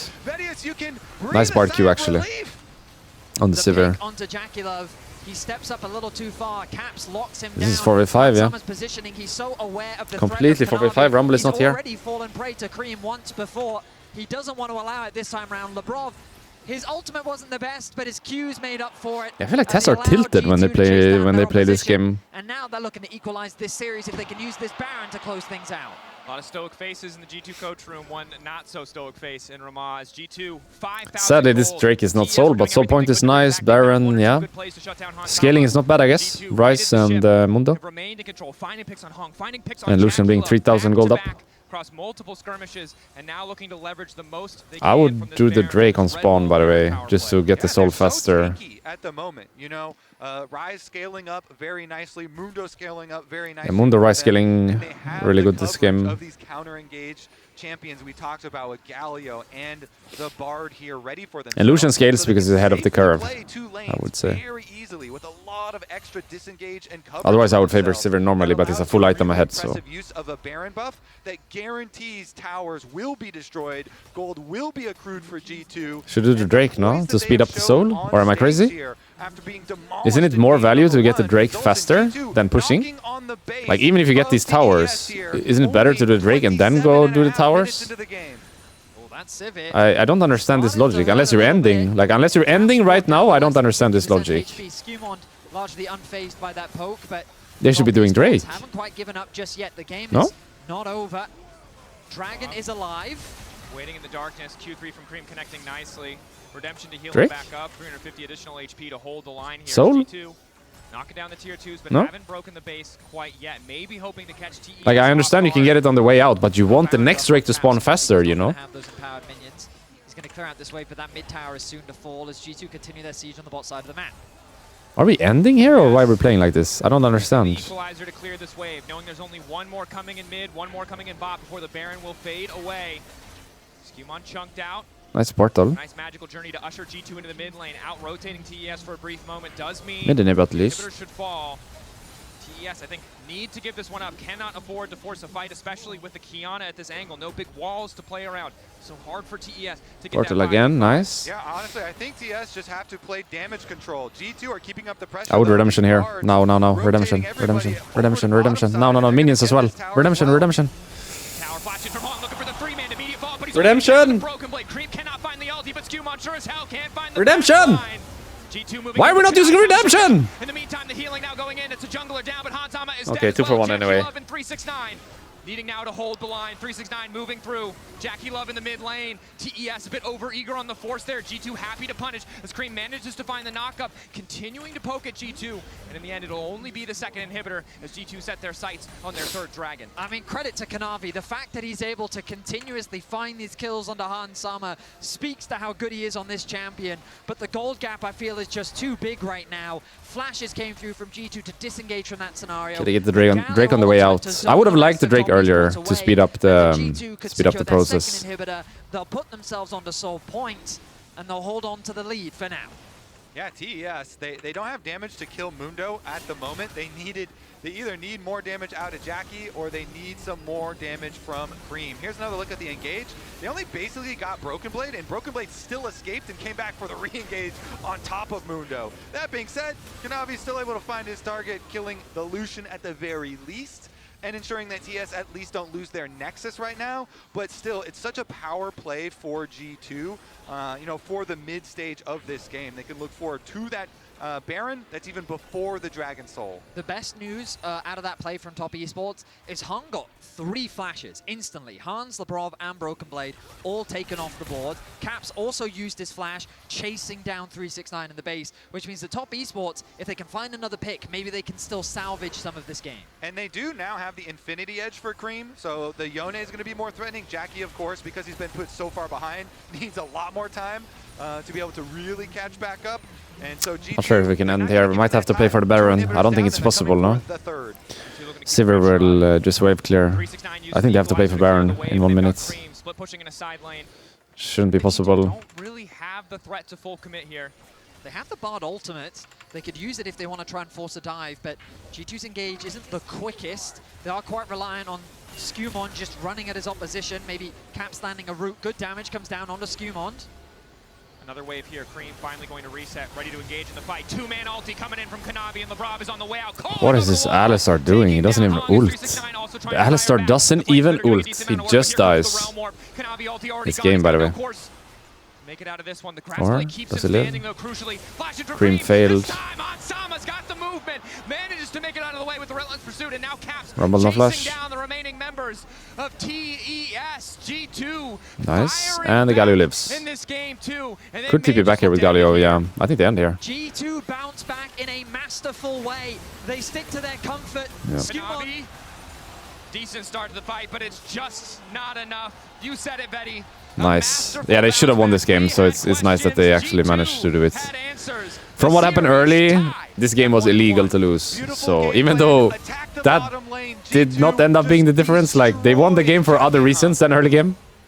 But this was a game they just had to win, so good job for figuring it out in the end. Yeah, that Alistar was fucking trolling all game. As I said before the series, I do believe the way to win this series is support gap. It's the best angle for sure. Hong is their worst player by far, I think. Support gap is the way to win this series. They chose blue side. Yeah, I think blue side game 3 better. Game 1, game 2, game 3, blue side. Game 4, game 5, red side, I think. So whoever loses this game should go red, I think, no matter what. So which mids are left open? We have Aurora, Talia, Azir, and LeBlanc is getting banned for Caps. That's the target ban. I would say they should ban Aurora and be careful for this first pick. For top lane, still open. Sion is still open. Yunara is still open. So G2 kinda need to ban Aurora, Yunara, and Sion, which means they need to trade. Because they can't ban all 3, and banning 2 of them and giving the 3rd is not an option. So I think you need to trade. Yunara, Sion, Aurora, you need to trade. Now you ban Yunara. I think you need to trade Sion and Aurora. If you ban one, they get the other, it feels bad. You need to trade. Worth first picking. Is it safe enough to pick What does Tes ban here? When we know that especially a team like G2 has so many... Saya or Rakan, maybe? Saya Rakan, pretty OP, no? Look at the supports out, the AD carries out. Saya Rakan, pretty high value, no? And Kaisa? Caitlyn? Caitlyn ban here? But as you say, Kanavi has been They banned Caitlyn last game 4-5, so they could ban it again here. Very scary. if they decide to early pick it. Of course, Rek'Sai. They want Sion. They're forcing the Sion first pick. Sion for Aurora trade, I think, is the way. You just leave that open, and you ban something else. That's my opinion. Kai'Sa, Syra Khan, Aurora is really high prio, and Sion is really high prio. I think you trade. You trade. I think you go Aurora, Trundle for Sion. You ban a jungler. They banned Aurora and give the Sion. Really? So they play Trundle then. Yeah. Need to find a champion into Sion and play the Trundle. But if they first pick Trundle, don't they get the Sion 2-3 as well? Whoa! Because then it deters the Sion pick away from G2, and it's Do they not just get the Sion as well? If they first pick Trundle. Oh fuck, we got outsmarted. It's an awkward position to be in. Oh right? fuck. Has been so Oh fuck. consistently high value, kind of, unless you can 100% shut him down in the early game, which is technically what TES did to G2 in that first match. Oh fuck, they outsmarted us! Kind of this inevitable No, frontline. they get It'll be Trundle hard to and do, but Sion. Trundle locked in, G2 may be forced to give it away. What do we play here? Like Syra Khan or what? What is even mid prio at this point? Ori, but Silence is open. I think it's like Syra Khan here or something, no? Something like this. Caitlyn, I don't like it. I don't like it. Western team Caitlyn, I don't like it. I don't. Caitlyn Ivern. Really? They are fucking sending it. They're just sending it. This is Sion and AD carry maybe. For G2 and top esports helpless from minute one. Cast your mind back a few hours. We were in the back room saying, wait, does Skimon play Ivan? We were As for Karma, they didn't pick the Sion. I mean, I was just gonna pretend What? we knew that. I was They gonna didn't go pick back the to, like, Sion? wait, does he play? But I mean, I didn't expect it in game What? one. I saw that Trundle and my instincts immediately went to, I think Ivan could really be good Wait, here. then just it's because fine, no? facilitates Because the this, like, Trundle very first pick was strong just for the Sion, but they forgot to pick the bot lane, Sion. But I don't think top esports have Wait, we're responded chilling. fully by going for the We're Ezreal chilling now? gauntlet. They've gotten a bot lane duo that can look What is this, Nico? Has to be Nico, no? Good safety and good Thresh! Ivern is one of the champs that's always What? so Isn't Thresh playing for shit Trundle, though. into Karma and Ezreal? Oh, okay. Really? Now, if you are an OG fan of Lebrov, you love to see this Thresh. If you are a 2025 fan of Thresh is Lebrov, bad against Ezreal, no? it's been cursed. Multiple high-pressure LEC finals in clutch games. The Thresh was brought out. It failed. I would have preferred like Nautilus here if you wanted to go a hook champ. I feel like Nautilus is good against Ezreal and Karma. Thresh? Wow. Really? Okay, a lot of trust being given to Lebrov. He wants to play a champion that he is extremely I don't see the comfortable on, Thresh. has a lot I of see the history on it. Nautilus, definitely. I see the Nico, definitely. Thresh, I don't know. They must know something I don't know. Is it some kind of combo with Ivern?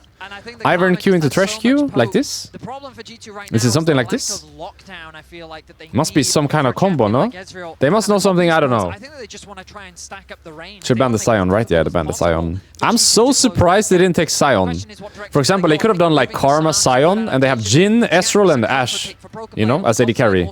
They had many AD carries they could play if they just did Karma, Sion. I'm so surprised they first pick Trundle and they don't take Sion. Because what's the point of first picking Trundle then? The whole point of first picking Trundle is to secure the Sion, so that the enemy cannot play it. Now, what is the point of first picking Trundle? It just doesn't do anything now, no? Playing Trundle into this feels kind of sad, no? I feel like they forgot about the Sion. They just picked Trundle and they were like, yeah, we're gonna get Sion. Then they looked in Caitlyn Ivern. They're like, what's good against Caitlyn Ivern? Ezreal Karma, okay. But what about the Sion? Too late, already locked. They just forgot, I think. What do we play here? Mid or top laner? They banned Ornn and Sion. What do we pick here? It's the mid laner or top laner? He's smiling. It's something funny, no? He's smiling. It's something funny. Okay, it's just Renekton. He's just Renekton. I thought it was something funny. He was smiling, Dylan. He was so happy. I thought he was cooking something. Renekton. I think it's just a Gragas, no? Gragas top lane for 369. Way Gragas. Snowballing lead, the hooks that can come from Fog of War. That said, the range discrepancy between Gnar? these two teams Gnar or right now Gragas? What do you want? starting to feel 369. Do you want Gnar or Gragas? You can pick your champion between those two. Gnar or Gragas? What do you want? I would say Aatrox. Okay. We have seen 369 with amazing Aatrox. That's fine. I mean, we saw it in the Swiss game. We ran it What do we play into away? with the shy replay that we Should be a mage, right? And I'm just saying they looked Ari? pretty much the No. same. They Ari? only had 2 different champions in their first game here. Silas? in No. Swiss versus Ari? G2. Ari? Instead of the Wei, they had Orianna. Instead Silas. of the Ezreal, they had the Unite. Wow. Really? He has no ult, no? Silas. But it's good with Ivern, I guess. I think his idea is that Silas is good with Ivern. I mean, Because it's not actually good into anything, no? You have no ult to steal. Wait, actually 0. Which ult do you steal? Is it good to steal Wei ult as Silas? Does that do anything? Like, Ivern is good with Renekton. Ivern is good with Silas. So that makes sense. But Silas has no ult to steal, right? 0. And I've always thought one of Renekton's biggest struggles is closing that gap against champions like Wei and like the Ezreal. Yeah, I favor top esports side here pretty heavily. G2's draft is really crazy, no? Silence into no ult, Ivern and Thresh into Ezreal Karma. Pressure on G2 was, And Western Team Caitlyn. This draft is really out there. I don't know. and that is going to be I don't know. I don't know. I don't know. Silas, they got the Renekton I don't know. caller. Still going to be so hard for them to get on top of these key targets. And again, game 1, all about early domination. Game 2 for G2, the same. Through that Lucian Bard. Game 3, the advantages in lane have often been the key component of who comes out on top. Fighting! Come on! Not been Come on! about late Fighting! game scaling or team fighting. This is really crazy, no? Massive early leads, and G2 may need to Hello? find one again. Stream? They want to fire back in this game 3. Oh. 1-1, game 3. After the first The game has started. You can see he's clicking in his mouse. Need to get in there. A little bit for EU fans, but then G2 So Renekton is running bot the ward. Aatrox is running bot the ward. Everyone wants bot lane prio. Are we late invading bot side, guys? One step closer to the semi-finals at Worlds. Spellbook Thresh. Are we late invading bot side? Are we just fucking sending it level 1 bot side? And closer to being sent home. Caitlyn, Ivern, Thresh strong, no? Position on the bot side of the map. I think you just fucking send it, no? Bot side, late invade. Both AD carries want the support of their junglers. If they're all here, they don't have sweeper though. Normally if you want to do this kind of invade, you have sweeper. Enemy jungle control. And they don't have. Let me remind you, So maybe they're not. in the game in Swiss that they did play, Kanavi absolutely ran the early game with the Trundle. He had really good pathing down towards the bottom side. He helped out Jackie on They're late invading, or? dive. No. And so it's kind of a flip of I what think you we need did some cheese this game, by the way. We'll see For this Thresh team pick can to be worth pressure it, we on need the some bottom cheese, side. no? If We need this some Ivern level 3 Ezreal gank plus Karma business. Flash Q into hook. to land in the early Because I guess stages, how it and works, should right, is be Ivern Q someone, here, then Thresh can get in auto range if he right-clicks and insta-Q. So no matter how far away the Thresh is, he can always right-click Q, because the Ivern Q will put him in range for the Q. If you understand what I mean. Make it very easy for them to play out the fights. TES need to be clean on the movement, need to pick the right angles. That's the idea, right? Early lane Ivern should Q be into for Thresh them. Q? Rob obviously can get early access to I don't think the lane is good. Karma, Ezreal. So it must be something like It's this. been an oppressive 2v2 for 10 years of League of Legends at this point. Brav needs to mitigate the incoming damage. Try and not take too much poke damage as they're fighting over the push. Meanwhile, Trundle will be pathing down towards this bottom side as expected to try and make use of the Karma. Losing bot and losing mid, I think that is to be lane, though. expected, and winning So G2 top are gonna have also to to be deal with expected, I would both say. mid and bottom being Everything kind of weak is points going as far as according to push plan goes. so far. Oh, the tri-lane cam. Silas, Okay, of look top lane. course, always has the Okay, now look mid lane. going for all in. Okay, now look bot lane. Ivern jungle. Mid lane again. And that's the one thing Cream And top does lane. have to be a little Mid lane. bit careful of. Bot lane, Nice mid lane. trades there from Cream, though. Top lane, Finishing caps when he can. mid lane. The farm Bot lane, caps. mid lane. Pretty solid overall, as Broken Blade at the very least has push on the top side of the map. Those hooks from Labrov, there's going to be one going wide, Mid and lane. that gives that bot lane that extra push. Also remember how quickly Ivern clears. So first clear, you always have to be I got this as well, actually. Too much happening. Because you do have this extra time over pretty much all other junglers with the super quick clear, and he's going to use that time to go towards mid, as we were talking about, trying to help Caps out, maybe with a possible all-in. Yeah, he just gets to push out here. It's not to play, it's just to push out. Just to make sure the Caps is forced back. Does allow Caps to at the very least push out the wave.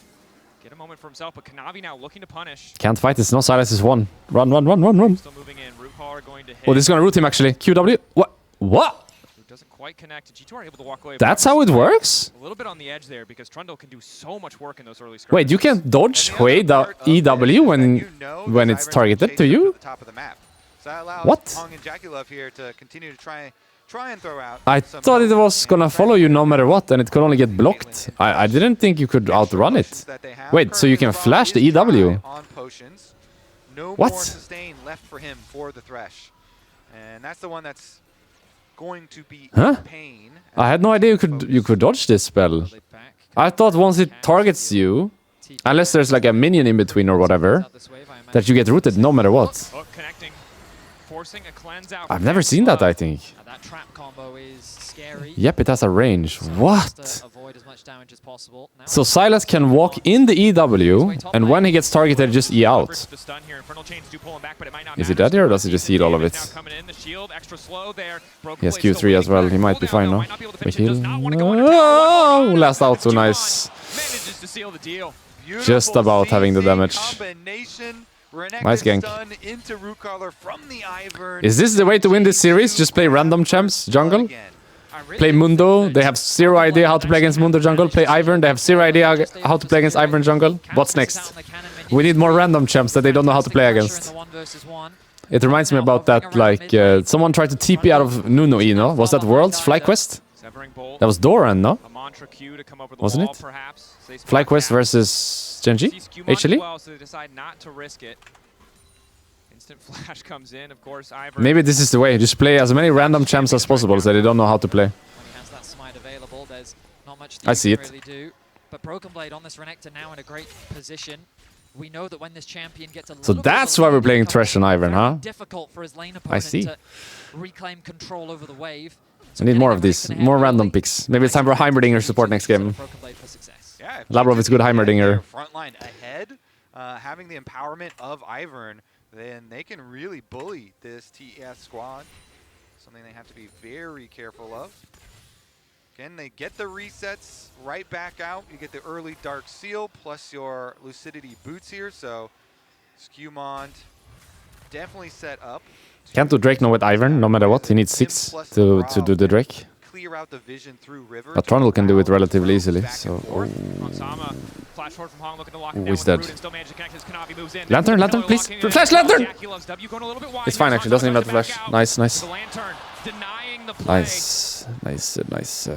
He's fine. They're just... Are they emotionally fighting, or are they actually winning? Flash. No flash karma, by the way. No. Okay, Thresh lost flash and Caitlyn lost flash. He doesn't have kill here, right? Just a chunk, ult for ult. That priority on bottom lane, though, is going to result in full river control for TES. Kanavi goes off of the dragon to look towards mid instead, but there's no flash on Labrov. Hook! Ivern Q! Lantern, Flay. Just take the ulti away and look to finish the kill. Kanavi forced to use the subjugate to stay standing. Cream debating if he wants to commit to this, but it's Hong and Jackie on the way in. Caps, quick dash out with the abscond. Okay, not bad, not bad. Caitlyn can farm. Both sides fishing for these angles, looking for these plays. Don't really have damage, you know. Ivern Thresh together, even with Sylas, don't really have damage. You have a lot of setup. Ivern Q into Thresh Q, or Thresh Q into Ivern Q, and then Sylas Lanterned in. He has E as well, and whatever ulti can steal. He's going to steal the Karma ulti just to connect the Mantra Q to interrupt Cream's base. But don't really have damage. At least not yet, anyway. This cannon wave gonna force Cream to stick around. Kinda need Caitlyn around for damage right now. Time for Hansama to make his way towards mid. Labrov gonna use the Lantern to bring Hansama into mid lane that much faster. Nice Lantern, gets all the CS. Nice, and drop the plate as well. Make sure the plate dies. Make sure the plate dies. Nice. It was a scary situation in the river there, hung with great awareness that tether range, as long as he flashes early. Skewmon Volibear, that's a good idea, by the way. Literally a good idea, I think. Like, that's legit, no? He smurfed on that pick. It's for sure something they haven't played against. That's legit, I think. Skewmon Volibear at some point this series. Game 4 or Game 5. That's legit, I think. Good idea. Someone call them and tell them. The random champs are working. Volibear jungle could be the next one. Someone should call them and tell them. Maybe get Cadril on the phone, who then can get them on the phone. I saw he had a direct line with Fnatic for their BLG game. Nicely done from G2. Maybe he has direct line with G2 as well. Acquired. A bit of a misplay there, though, as Hansama and... Blade. Just the cleanse out of Jackie Love, but both Skumon and Hansama were in awkward positions there. Skumon loses his flash as 369 ulties. Ult. They're traded. Infernal Chain's mission. 369 doesn't want to push any further. Vayne mid. Yeah. Like, honestly, no? Has the TP available very If they win this game, like, it's clearly because their random picks are working, no, in some way. Like, the Mundo really worked last game. Lucian really worked last game. I guess Lucian is less of a random pick, but... You see what I mean? Like, they're comfy, little bit unusual champions are working if they win this game. He now likely has to lane against the Karma Ezreal, So should probably keep going down that route. Don't want to push any advantage there, instead want to match lane. Take the soul! The soul! What about the soul, Labrov? Don't forget the souls. They're easy to miss when you play Thresh, but it's really important to pick them up. Maybe get some of these plates down. Hovering the bot side of the map, knows that They're diving this? in a position to get ganked, but also gives him an Ivan is covering, by the way. Subjugate available. Skumon in a position to cover the dive if they do opt to go for it. Laying down the brush. Using the shield to keep Broken Blade topped up. I feel like G2 wins this kind of play because they have grubs. This is just good for them, no? They can hit top tower more than they lose bot tower. Like, should be winning for Caitlyn Thresh. More than Ezreal Karma. I guess they lose the Drake, but maybe they would lose the Drake anyway.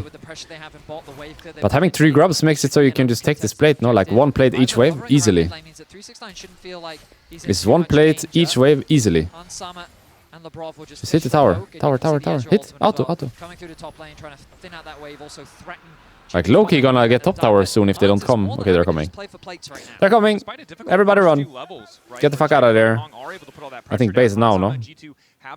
You don't see them bot, they have to be top. Oh. You don't see them bot!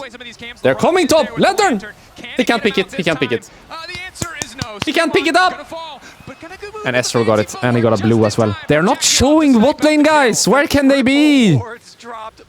Hello? Someone's gotta say something, you know? BB gotta say something like, hey, Ezreal Karma is not laning bot. They're probably base to top. How about Ting play safe? How about Ting go back? They don't show bot on the wave. We gotta go back. And he ends up getting punished for it. Hung in a great position. And for now, Top Esports, they have advantages in terms of gold on the bottom side of the map. I think that's on whoever is laning bot, honestly. Like, everyone should see it, right? But whoever is laning bot should help his teammates and say, Ezreal Karma base, be careful. Someone's gotta warn. And that's usually the guy that's actually laning there, I would say. Let me just see it one more time. Like, they just had that bot sequence, right? Look, Ezreal and Karma, they push in the bot wave and they go missing. And the Drake falls as well. And they're not on the next bot wave. Like, right now you don't see on bot wave. Need to call strong call, like, hey, Ezreal Karma is missing. That's BB in this case. Please be careful. That needs to be strong called from whoever is laning bot. Of course, everyone can see it. But whoever is laning bot can help his teammates in this case. Labrov, a few more minions and that will give him level 6. There it is now secured, but Hung has spent a lot of time hovering around Jackie Love to get what farm he needs. Kanavi running into Skumond. Not gonna stop. You should take it. Look, there's two souls. Soul, 3! Soul! Take the souls! It's so much armor! Take the souls! He doesn't pick up souls. They're easy to miss though. Like, if you play Senna, it's much more clear about the souls, you know? The Thresh souls are kind of hidden. Look at soul! 2! Souls! Take the souls! Oh! Take the souls! It triggers me when he doesn't pick up the souls. They're free as well. Cost you nothing. You can literally lantern to get them. What about the souls? Oh. It hurts my soul that he's not taking the souls. You feel me? But maybe Cream can get a little bit of extra pressure. Cream happy to have the individual gold lead. I guess the question, gentlemen, is if we go late, we said earlier the range advantage for TES would be hard to deal with. Is You have to take the souls if you can. Of course, sometimes you shouldn't show where you are. But sometimes when you are there, it is good to take them. I don't think you should like hunt souls the entire game, but you should try to get the majority of them. Like 90% of the souls you should probably pick up. And then you can give 10%. Let's see if it gets this soul. He got it. The other one, he got it. Nice, nice, nice, nice. That's 2 souls. Plus armor, plus AP. He has 11 souls in 14 minutes. 11 in 14. This is so bad, no? 11 in 14. That's nothing, no? 11 souls in 14 minutes. And you get like 2 per wave. Look, the soul! No, he didn't take the soul! They're gonna commit to the recall. Broken Blade really can't afford to approach the Wait, they lose this? He has to go in, no? Cream Yeah, save this tower. Cream first on the move as well. I think sees the TP and all of TES just call the play off. Brov's still looking for the grubs are gonna give you souls! Nice. And look, there's 3 souls there! Up, up, up, up! On that side wave to force G2 to respond. Oh. 369 as well. He's already going to get the push out. G2 have committed 5 to the top side. They wanted to use the redemption to interrupt the back, but the prediction of where they were didn't quite come through. There should be an easy cross map for top esports. Karma has CC Rot! No, what is it called? Sack, sack, sack, sack! Oh my god, this Karma's building AP! On the bot side of the map. TP is available for caps. TP is about Karma's building AP! Suck in competitive play! What the fuck? 20 seconds away. Whoa! Drake TS were able to grab the first Suck support item with Shirelia first. What? Caps wants to burn the TP down to this bottom lane tower. Instead, it seems like he'll be happy to catch the wave wherever it's at. TES, though, see an easy angle set up around this Drake. Suck support item! It will be difficult if they want to contest this. What the fuck? Yeah, I think it's the trade. My question is he maxing Q as well? No. No, he's maxing Q on Karma. He's level 7, he has 4 points Q. For sure, no? For sure. He has 1 point E at level 7. For sure. Click the Karma now. Click the Karma now. Mainly because 369 has spent so much time isolated in Drake for tier 2. That's fine, I guess. Both have about a half a level lead. Click the Karma now. I need to see what he's maxing. Is he putting 5 points Q this Karma? There is no way. Caps has to be so careful here. He is completely isolated from his team. And of course, when I say that, that means that he has to fight. Playing on the edge. Click the Karma. I need to see what he's maxing. Hansama has to be careful not to step too far forward. Has Skewmon to protect him. And not just 1 redemption, Vedius, but 2 ready to go. That's at TES. He's 4 points in Q right now. Just report the Karma, honestly. What? Suck, max Q, competitive play Karma. There's gonna be so much healing. You are not serious. You are not serious. What? Are they gonna be able to keep people in long fights? I mean, the fights are the part I'm most interested in. That is so fucked. Please fight. That is so fucked, actually. Competitive play, Karma, suck, no redemption, no Emax. Has a lot of range. Very What? easy to play out, especially when contesting around these neutrals. But G2, they'll be reliant on finding these flanks. They have Ivan's support as well. It's fine, I guess. It's fine. Oh, we have 12 souls on Trash. We got 1 soul since he was on bot tier 1. Nice. The board for both sides. But this Ivan, it's a champion that throughout my career I've always underestimated how much scaling he really provides. And often we see him paired alongside other enchanters or engaged supports even. But I'm just thinking about Caitlyn with an RFC with an Ivern on top. That seems quite scary to me the later this game goes. And we've seen that type of combination pop off. Yeah, who actually outscales? Who actually outscales? I think G2 outscale, right? They have double support, 2 redemptions, Caitlyn, so crit AD versus no crit AD. Sorry. The brush, the traps. I feel like G2 outscale. They don't have any Drakes though, so they need to get that next one. But Caitlyn at some point outscales the game, you know? She will have Thresh Lantern, Iron Shield. Like, let's say when she gets Infinity plus Rapid, right? Maybe she needs 1 more. 4 item. Let's say when she has 4 item plus boots. Ivern protecting, Thresh protecting. I think Caitlyn outscaled this game, actually. Right now, there's no real objective to play for. Mid is not an easy objective to siege on. And so I'm very cautious about how G2 play the map right now, because your priority should just be soaking up as much farm as possible. Caps is slow pushing bot wave to scoop as much farm as possible. He knows he doesn't need to push because... Atakan 1 minute, but I think Drake is like most important for G2.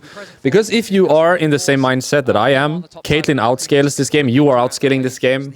If you get this Drake, you buy yourself a lot of time. But if enemy gets this Drake, you have to fight the soul, right? So if you can get this Drake, you basically buy yourself 10 minutes. But if you lose this Drake, you have to fight in 5. Do you understand what I mean? So this Drake is really important for the game to prolong, to be longer. To not end in 5 minutes on the soul. I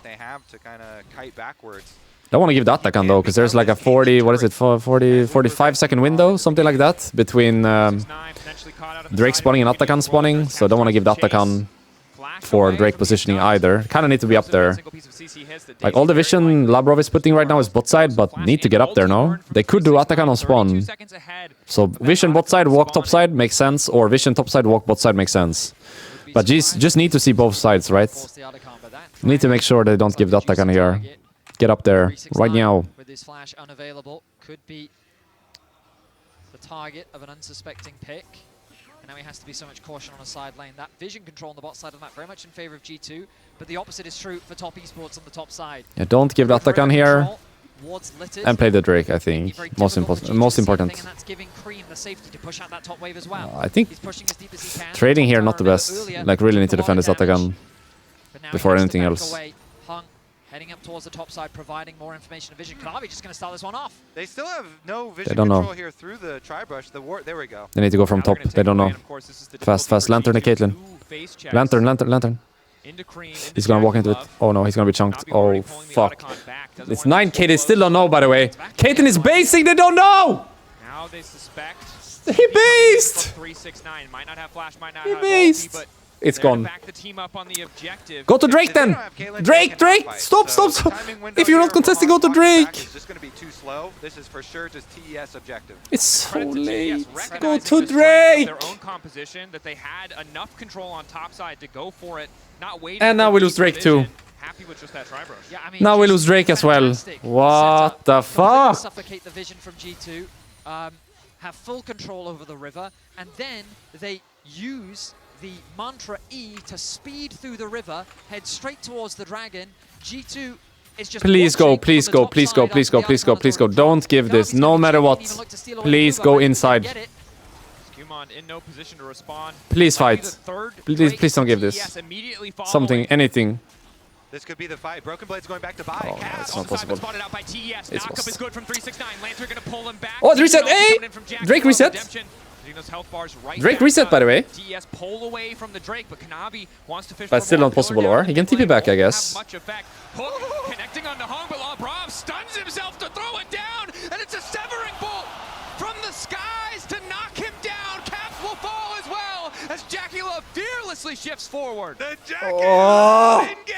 He will arcane shift into your face, and they take down Labrov. They take down Caps, and they will take down the Dragon. Top esports are playing with their range flawlessly. G2 cannot approach at all. They suffocate G2 away from the vision, they take apart their HP, and they catch Caps out of position. And this is why we thought this Thresh could very well be a liability.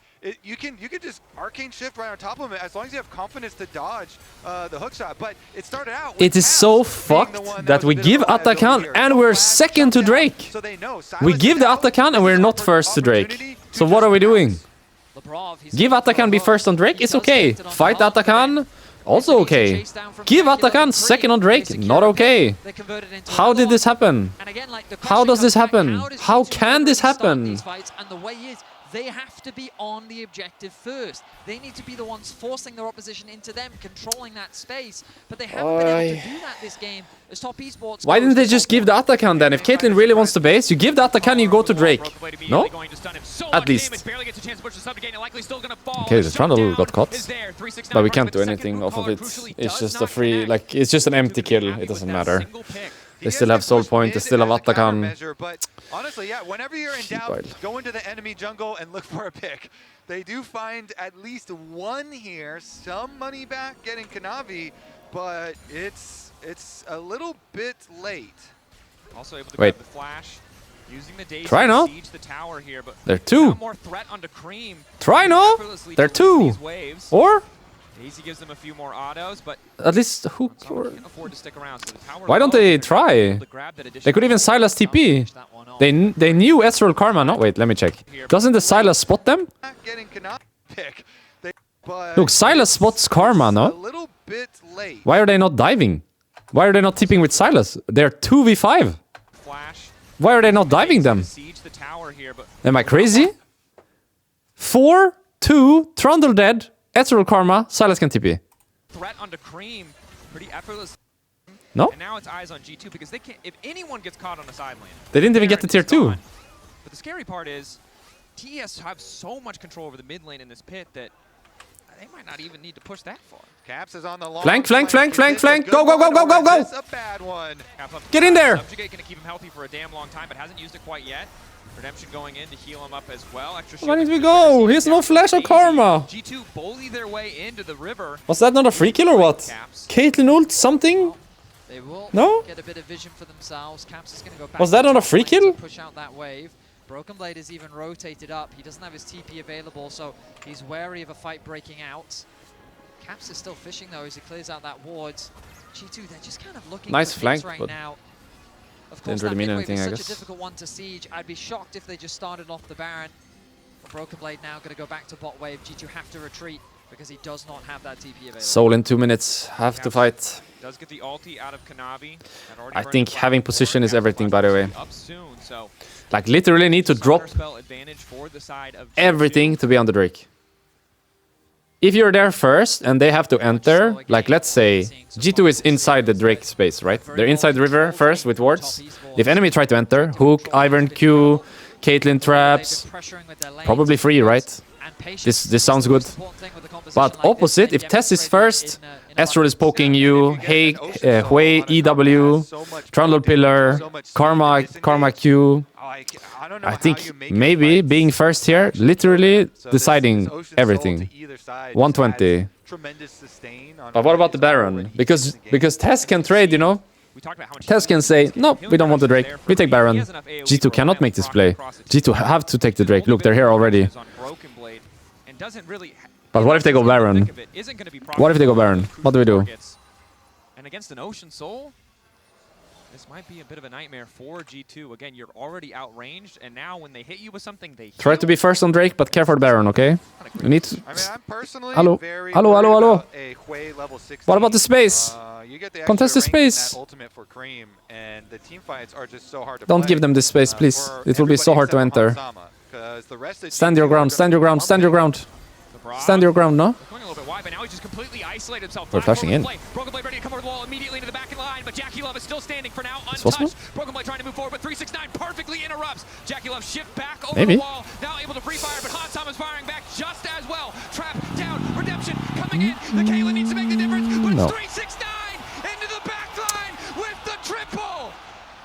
Caps is gonna run He's for his out, life, but he's out. 369 still on the hunt. Why did we Even though flash in? Caps survives, it does Not everyone was there, no? That is going to be Silas was on mid, Caitlyn was far, or?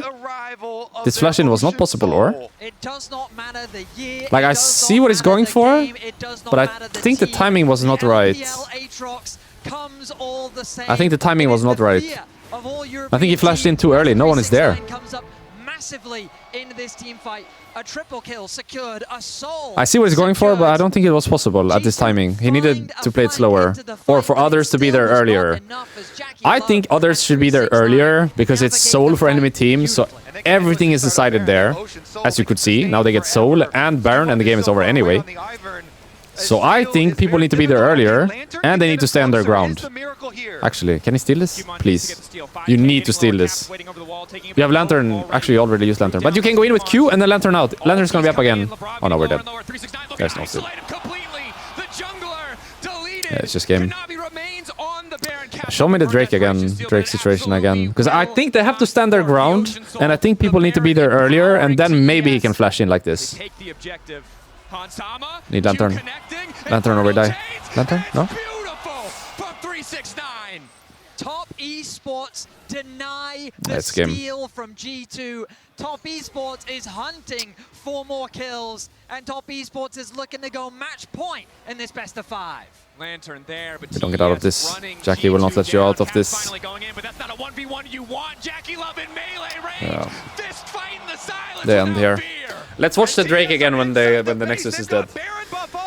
Let's watch the Drake again, because I think it has potential, you know, if you're there first, Caitlyn traps, you're fishing for Ivern Q and Thresh Q, but only Thresh was there at this time, standing his ground, so what are the others doing, and why are they not there, and if they're not there, can he really flash in? We need to see it again. We need to see it again. 20 souls on Thresh in 30 minutes. He won a game with Saksak Karma in competitive. When Redemption is like super OP, Moonstone, Emax. Well, let's see the Drake again here now. So Soul is spawning in. Soul is spawning in 49. Okay. If Tes has the space, like let's say Thresh is all the way back here, Caitlyn is here, Ivern is here, and they take the space. Tes, they take the space. River. It's gonna be hard to enter for sure. You can check with Ivern W, but it's gonna be hard to enter because they're gonna poke you. Hui is gonna zone you.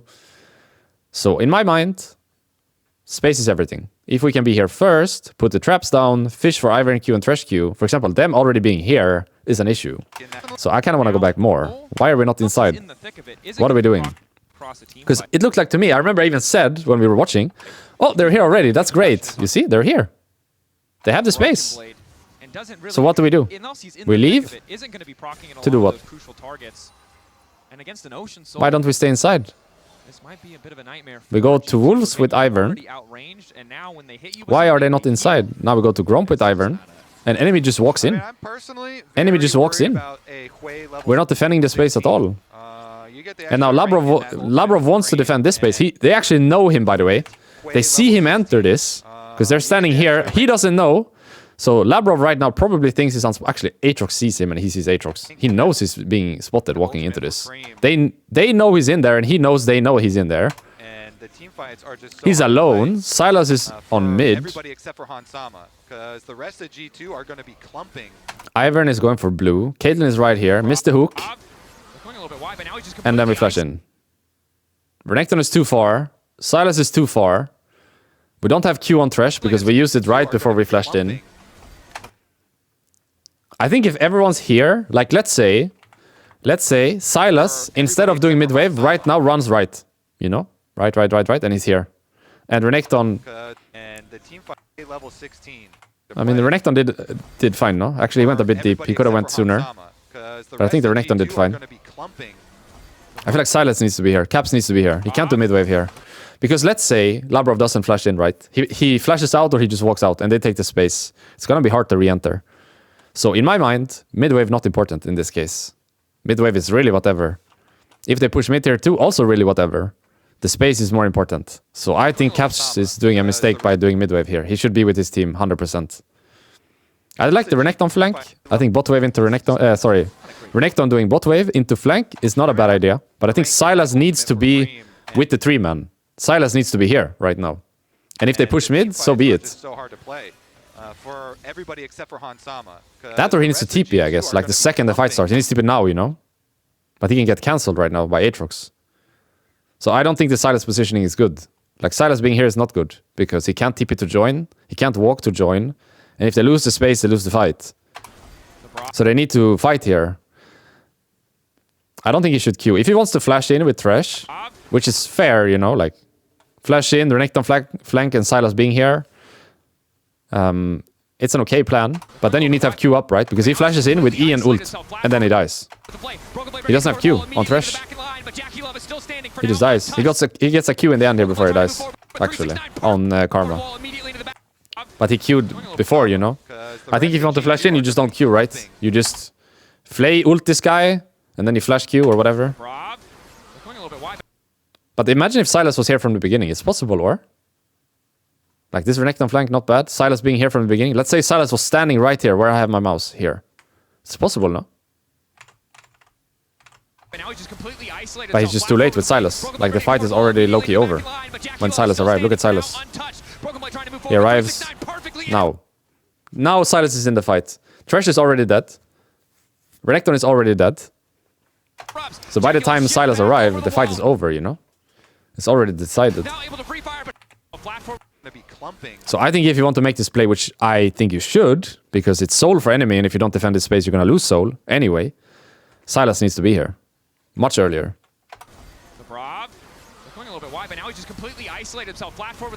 Because this was actually winnable, right? Like, imagine Sylas is in this fight from the beginning. Right now he's here, stealing ult or whatever he's doing. I actually don't know which ult he steals, but let's say he was in the fight from the very beginning.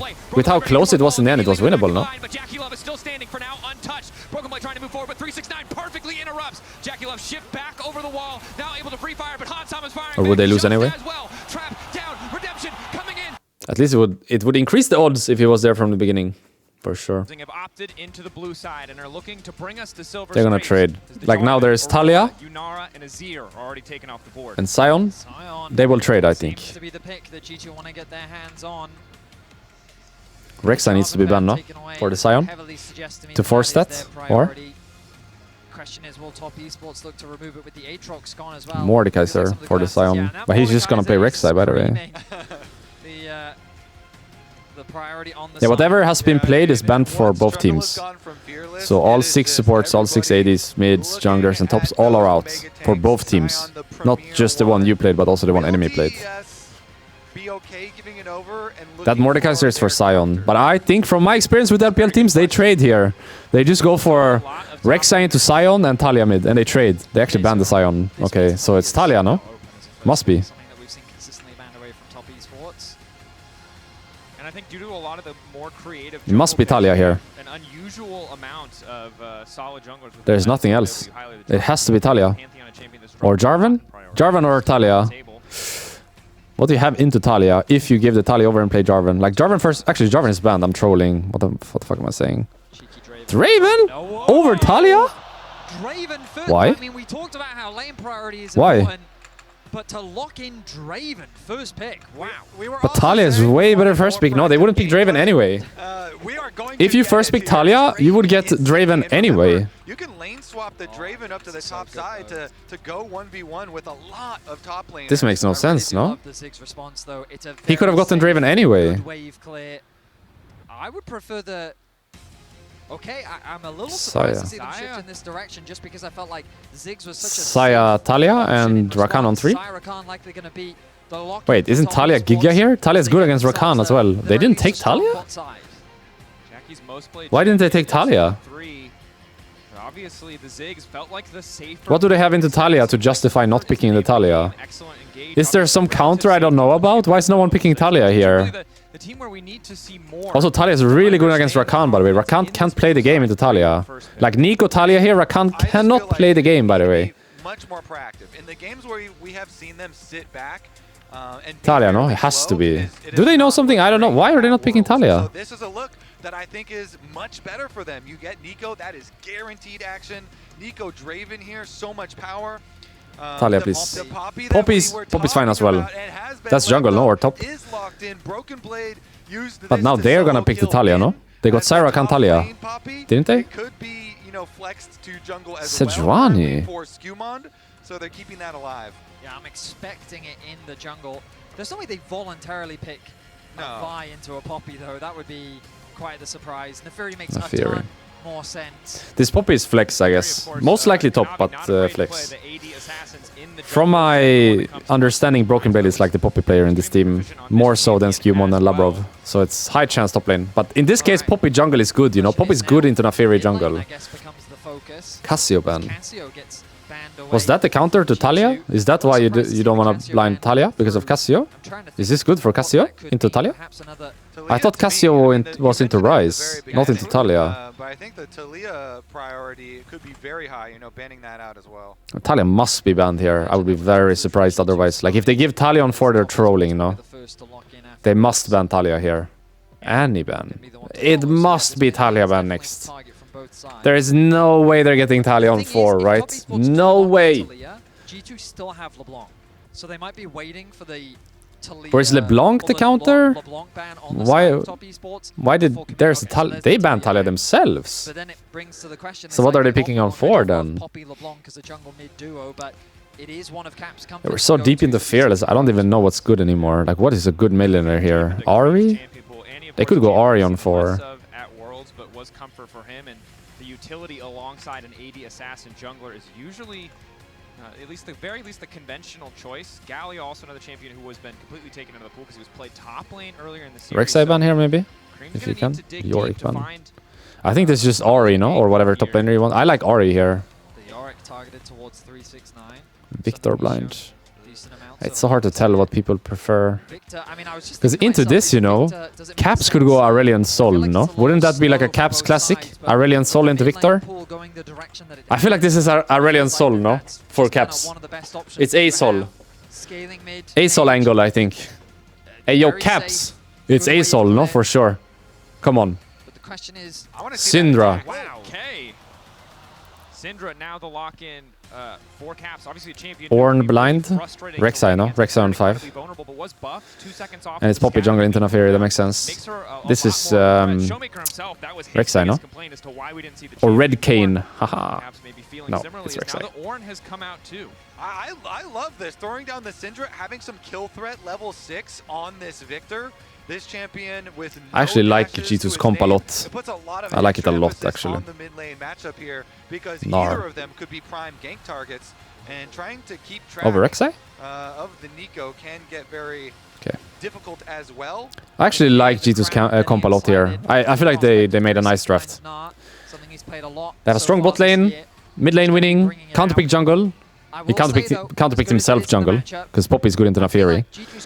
And Ornn blind. A weak side tank top that can handle himself while they play bot side. I actually really like G2's draft this game. Maybe this is the game out of all games I like the draft the most from G2. Like out of all the drafts they've done today, I think this is my favorite one. Really strong bot lane. Good mid matchup. Good jungle matchup. Weak side top lane. I want to see G2. I really like this one. Getting this Poppy, early ganks towards Syndra, early ganks towards the Draven as well. It's hard to play Rakan into Syndra. It's hard to play Rakan into Poppy. Poppy and try and put out some pressure towards the bottom. What did he pick top lane? He picked Gnar, right? It's Eastern top laner Gnar. Usually their Gnar is better than Western top laner. It's like Jace, same. They get more out of the champion than Western players do. So a little bit scary, I think. Enemy top laner playing Gnar. Mid was Victor, that's kind of whatever. Nafiri counterpicked herself. Poppy's good into Nafiri. And bot lane should be hard losing for Tes. But they do have Syrakan, right? Like, their team fighting is not bad, right? They have Victor, Syrakan, Gnar, and Nafiri. Their team fighting is not bad. But I actually like G2's draft. I think they can win this game. No, that's the wrong one. This is the one, sorry. It's a bit disconnected, but comfort seems to be the name of the game as G2 try to bring themselves to match point, to silver scrapes. I wonder if they swap top with Saya to lane, because Syrakan into Draven Nico is hard losing. So one way to look at this comp from Top Esports is that Mega Gnar. We haven't really seen it much this year. It's a champion that has kind of fallen to the wayside, but it is game defining. You connect that multi-person ulti into a wall, the Victor combo on top of that, the layering of the feathers. You can see the team fight potential that this Top Esports composition provides you with, and Kanavi hunts down a low health target. They're just laning normally. Kill, and then Actually, Draven is topside. Draven is swapping. Ooh, this is interesting. I think they're doing this because they think Saya is swapping. Do you understand?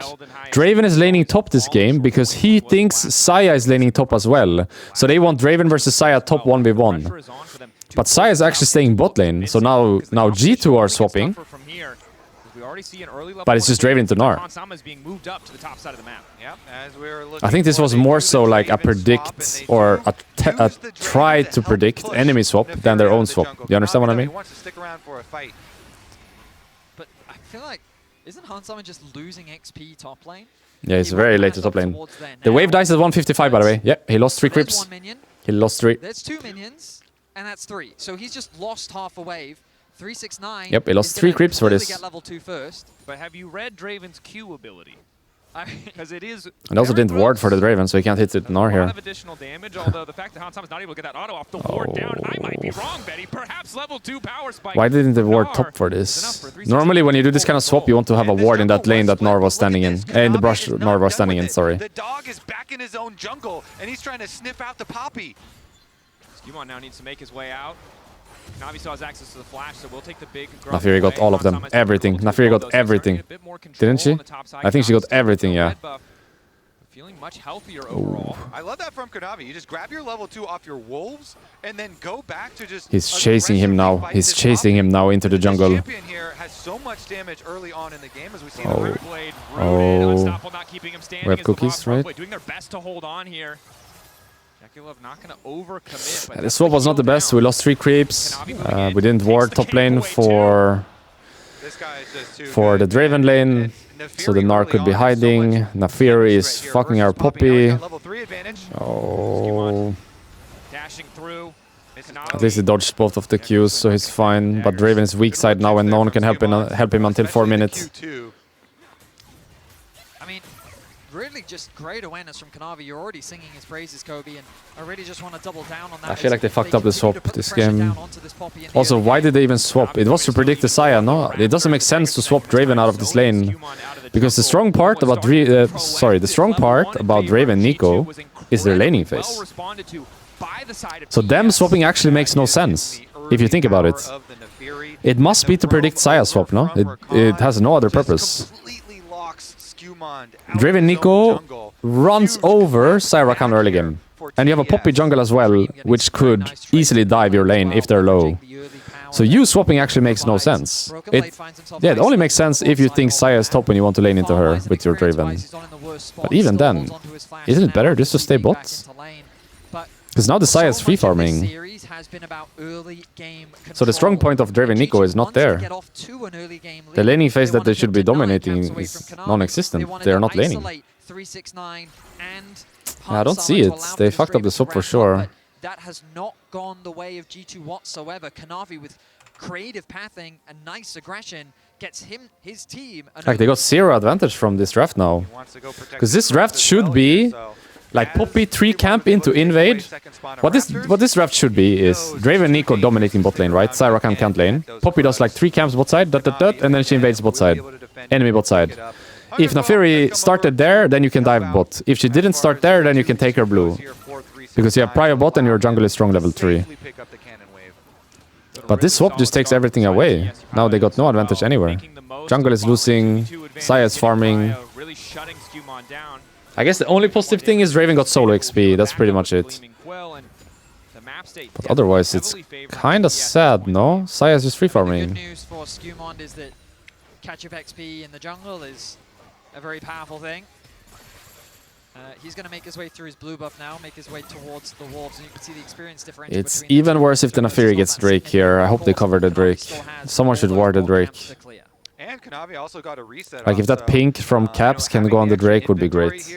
Or if that pink from Broken Blade can go on the Drake would be great. Because I think if Naafiri gets Drake here while Draven is top, it's so sad for the game. She's invading now, or what is she doing? Invading, I think. Tries to finish it up. Has smite, both of them. Poppy got it. He got one small one with Naafiri. Please cover the Drake. Please cover the Drake. Someone ward the Drake. Ornn ward the Drake, no? He's fighting. Naafiri no W. No. He just can't be stopped. I just love the aggression. Please ward the Drake. He's doing Drake, no? Even though his bot lane didn't even have that much prio, he's just like, hey, this Poppy really can't do anything. Draven just keeps going back top. He doesn't want to lane into Saya? and maybe I can put him in What? an uncomfortable spot. And to be honest, I feel Skumon is quite uncomfortable. This reminds me so much about their first game together. Do you remember? What? 369. Excuse me? What? He flashed, no? He flashed forward. Decided I against have it. to believe that was the plan. Maybe it was like This reminds me so much about. This reminds me so much about G2 versus Tes, first game of Worlds. Do you remember? It could have also been They swapped used Hansama to top. multiple They times. never moved him out of this lane. They kept Broken Blade bot all game long. They slowly bled out from this game. This reminds me so much about this game, actually.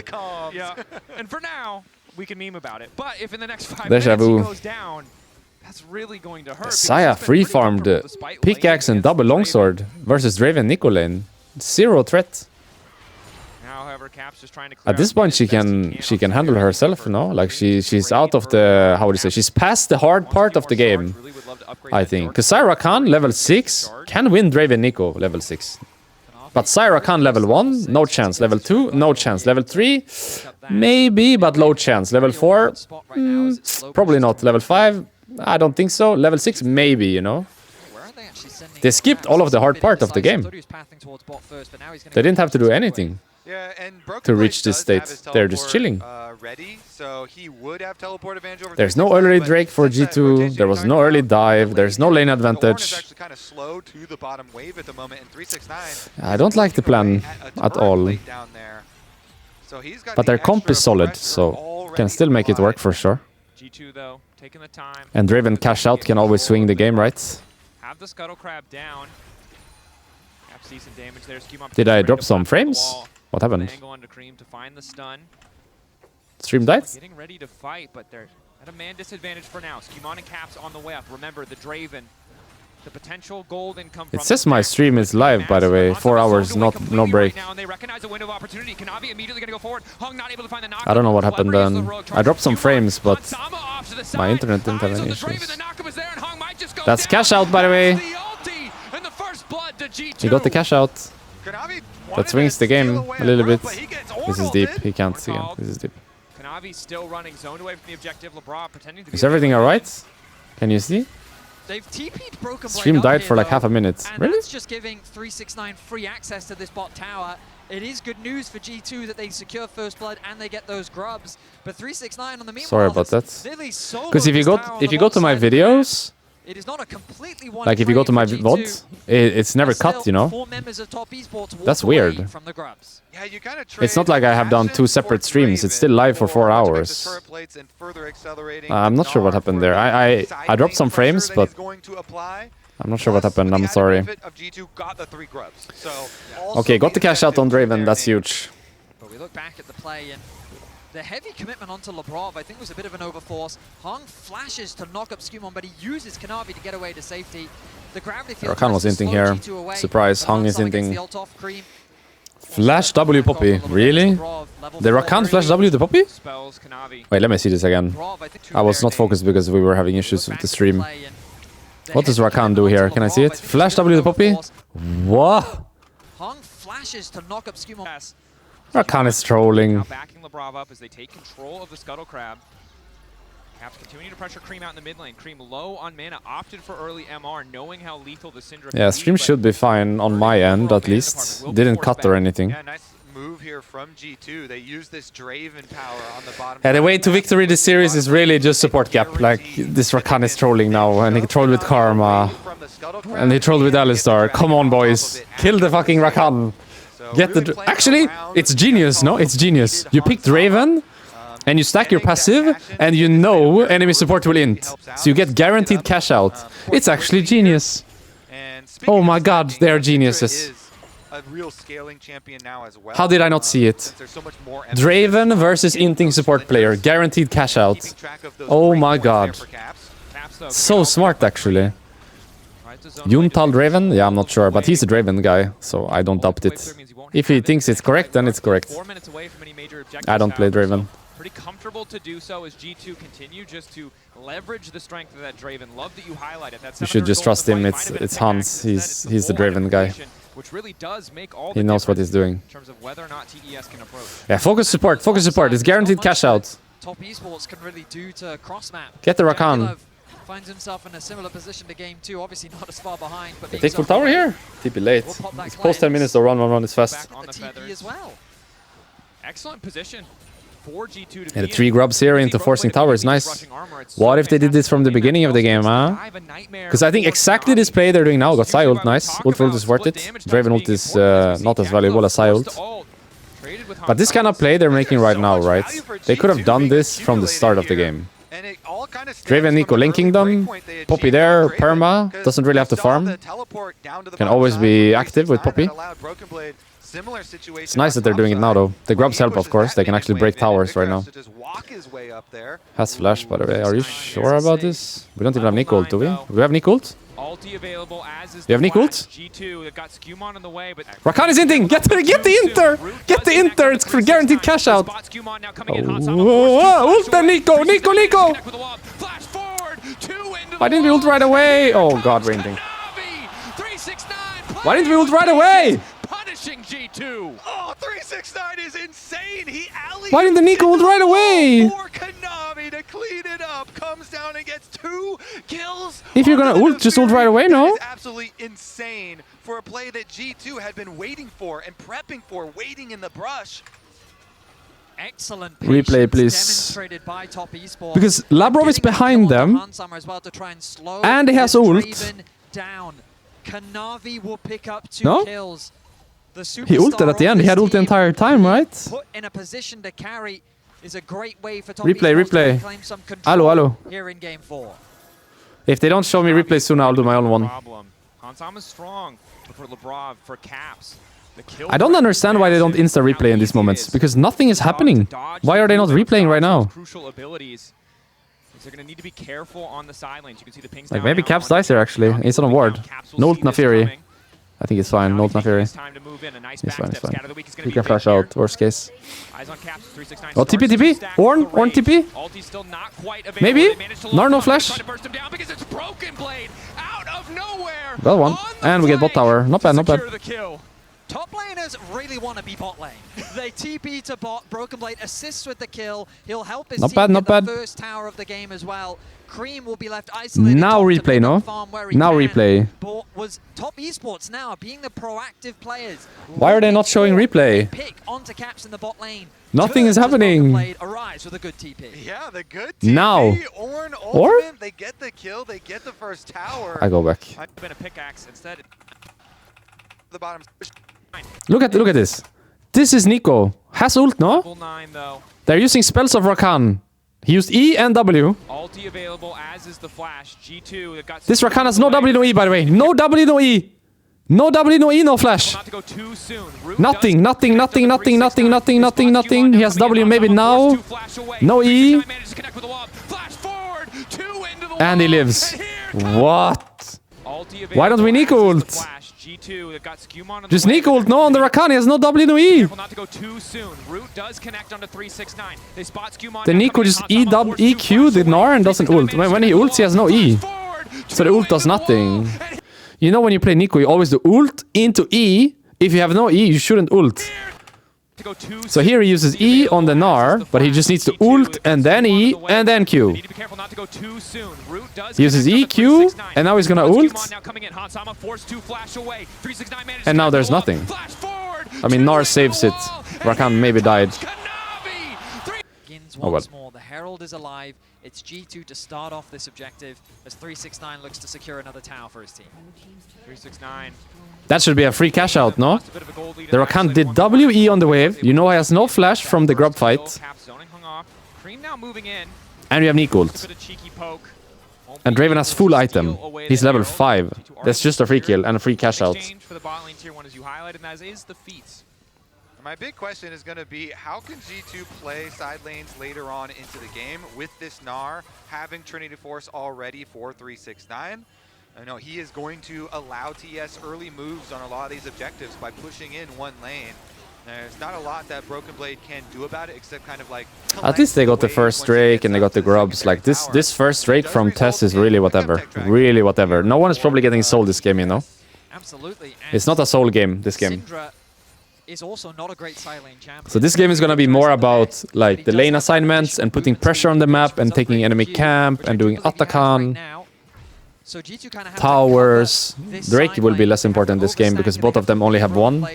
So it's not really possible to stack a in soul. order to really play And the individual Drakes or side whatever. objectives. We got top tier one here, that's nice. Equalizing us. Teleport play TPing here, bot, they're bot. trying to Pincer 369. 369 TP as well. Victor TP as well. This guy's no flash, by the way. He's one shot, no? EQ, W, Q, ult. Ult. Nice. Nice play, Caps. But it's just too late. Ooh, G2 bursting down just in time. There's no objectives, but it's that kind of game. It's more important like where you have your members, how you're using your TPs, invading camps, towers, lane They assignments. also get Cream's teleport, which is just Nice an play. extra advantage gained for G2. Next thing is Atakan 250, so maybe slow push this wave, no? Don't push this. What do you think? These small swings back and forth. We're still waiting for that big momentum. Like there's not really a play, so I like slow pushing here. Yeah, exactly. Nice. You see what I mean? There's no play on the map, so if you push that wave as Syndra, what are you doing anyway? I like slow pushing here, makes more sense. Because then it's hard for enemy to farm, and you can farm everything, and then when you feel ready to go base or roam or whatever, you just push the wave on base. Or roam, I guess. I like this. Slow push here is nice.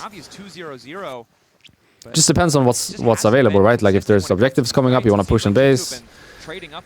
If there's a tower to play for, you can push and roam. I would say he's probably basing, yeah, he's basing now. He's looking for a bit of a fight, but Skumon will be forced to retreat, knowing that Kanavi is in the river. I've been keeping track of the gold, and Hansama is very close to his Infinity Edge. This minion wave should, in theory, be enough to get it for him. Wait, did he actually get that cannon minion? I'm going to say yes. I'm going to have to say yes as well. All right, he's going back to base, so I'm going to assume that he did. Empowered recall. Infinity Edge on Draven? The Infinity Edge. Damn, 2-item Draven. That's a big spike for the Draven. Do we just force mid tier 1 here with Herald? I think we do, no? We wait for a timing where everyone can be mid at the same time. I think the timing is actually now. Look at Syndra is already mid. Syndra is mid and Draven is coming. Nice escape. Wait. Jackie stunned. An extra second as he tries to turn back onto Caps with the feathers. The Redemption didn't hit him because he ulted it. The additional movement speed takes him away, but now he needs to He's trying to dodge his own support's Redemption. He's protesting to Hung's play this series. He's ulting his own Redemption. I mean, of course he should ult the Syndra ult, but it just looks funny that his support Redemptions and he's like, hell no, I don't want this. But he should ult there because Syndra is ulting him, right? Hell no, get it off me. I don't want your Redemption, Hung.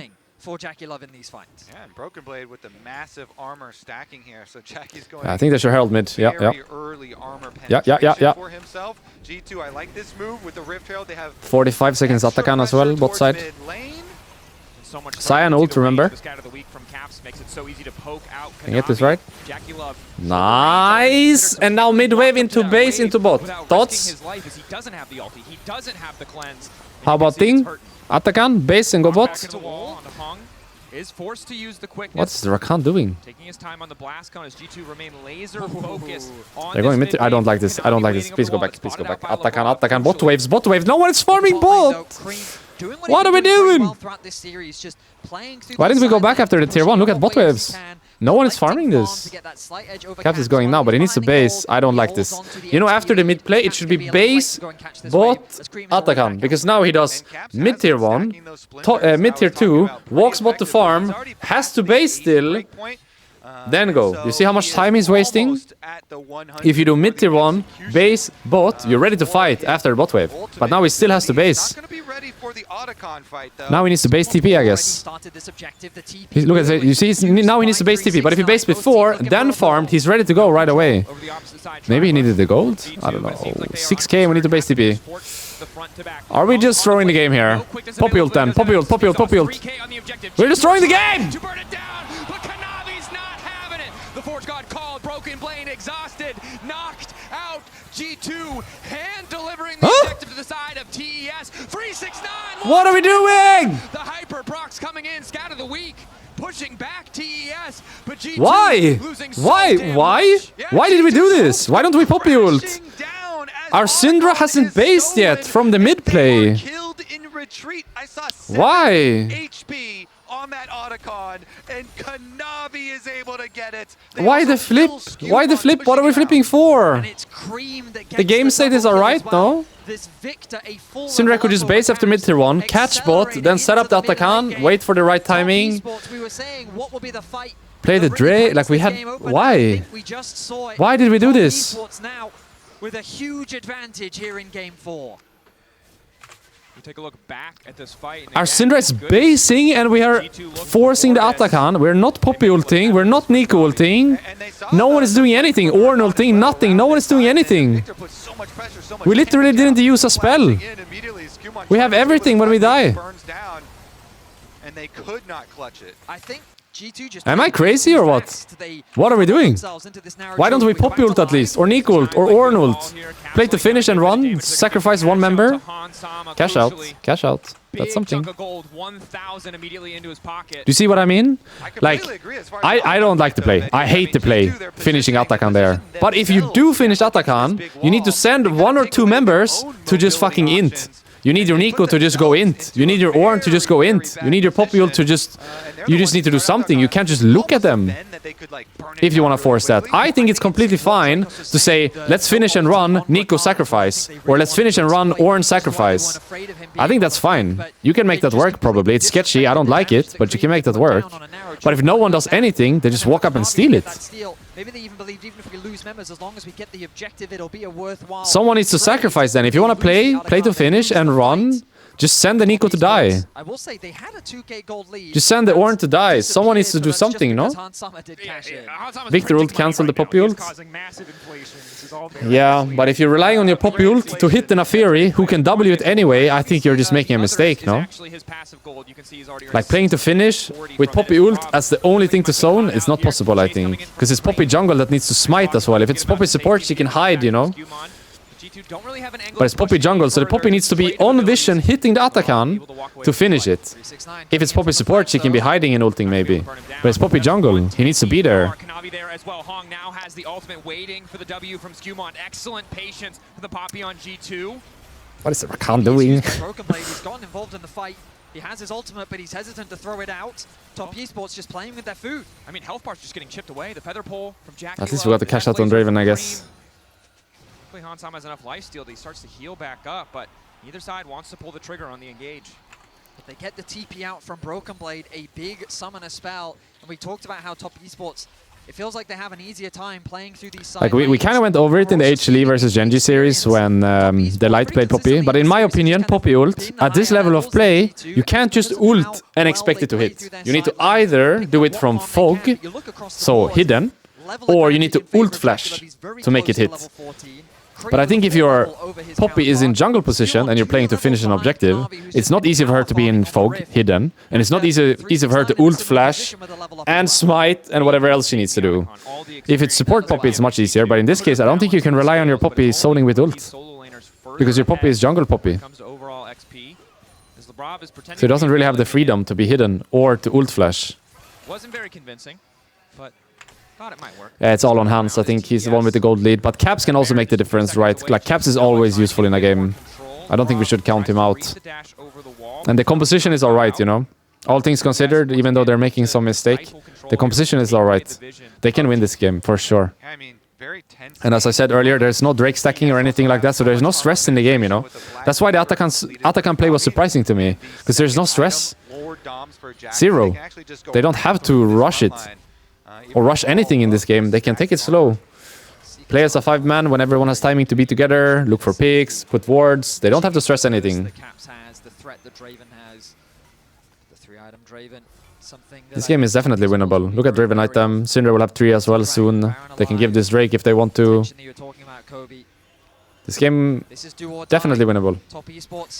Hey? Initially find Kanavi. Just a bit of poke. We'll just dash back. Summer clearing out that vision. He's got to be very careful here.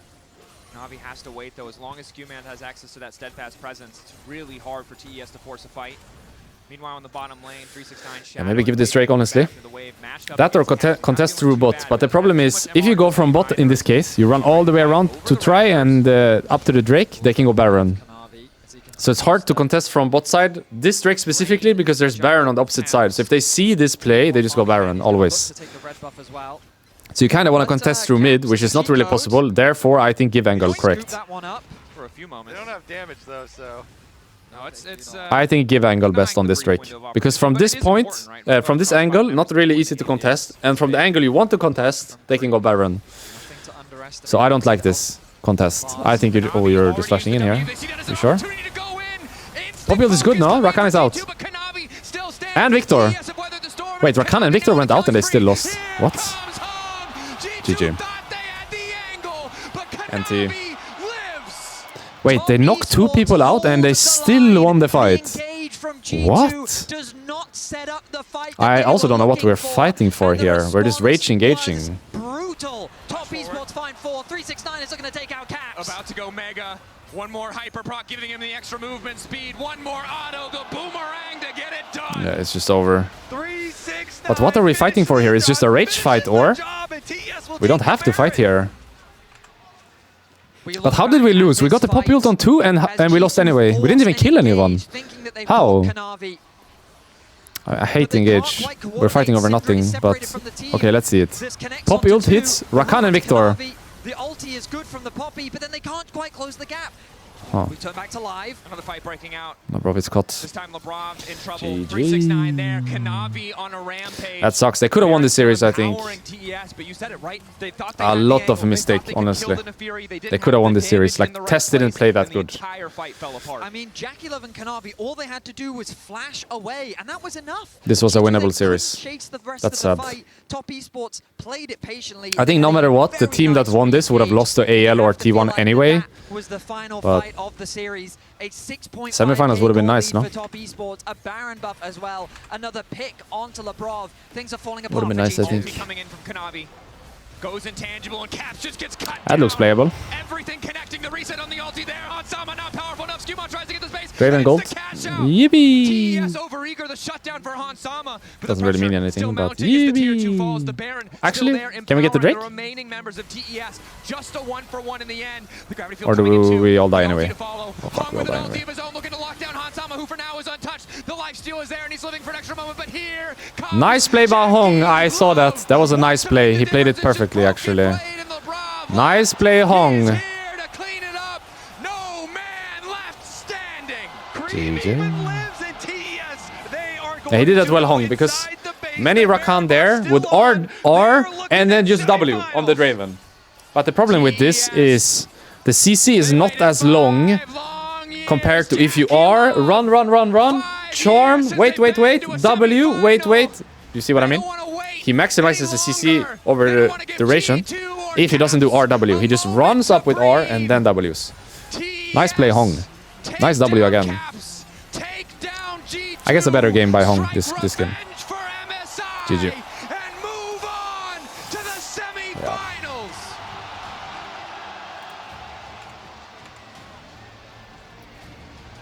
A single fight was all it took. Top esports outperformed. Kinda disappointed, not gonna lie. I thought G2 would be better today. I really thought they would be better today. I thought their drafts would be better, and I thought their play would be better. I had higher expectations than this. Slow and methodical at points. So kind of disappointed, actually. But just turning it on. The objective control. Because they're better than this, no? This level G2 today, they're better than this, no? They showed like a worse level today than other days, I think. Or than how good they actually can be. The Atakan in the last game was a good example of the macro not being same level, right? The Atakan last game was really bad. Where was it? Like it's 5v5, they're ahead in gold, and they just force Atakan and lose the game. Macro difference, right? This is not even about individual players at this point. This is just Tes being a better team than G2, or G2 being a worse team than Tes. So this is game 4, right? Macro issue. Look at game 3, what happened at the end. Do you remember? When they gave Atakan, and they didn't get first position on Drake. Wasn't it around here? They're heading gold once again. And look what happens. Tes are gonna get a free Atakan. They're gonna get a free Atakan. Behind in gold, by the way. Because G2 are a worse team or Tes is a better team, however you want to put it. And then G2 are also second to Drake. How? How are we not contesting the Atakan and also second to Drake? Do you see? This is just team diff, you know? This is not even about individual play. There is just something wrong on the macro. If we're not contesting Atakan and we're second to Drake. Because in my mind, there's two options, right? Either you contest the Atakan or you base and run to Drake. But you can't semi-contest the Atakan and then be late to Drake. Then everything is fucked. And this is just team diff, you know? It's not even about individual play at this point. Same with Atakan last game. I thought their level would be higher than this G2 macro level. It's Gen G versus AL or T1 in final, no? Gen G will beat KT, and whoever wins AL versus T1 will beat Tes. So, final this year, Gen G versus AL or Tes, no? Sorry, AL or T1. There was the one time that KT won. I need to lower them, they're so loud now. Is enough to give us hope for the funniest thing ever to happen. It's Gen G versus T1 final, no? This year. Or Gen G versus AL, maybe. Gen G versus T1. Yeah. And T1 winning. Yeah. Come on. Come on, T1. Come on.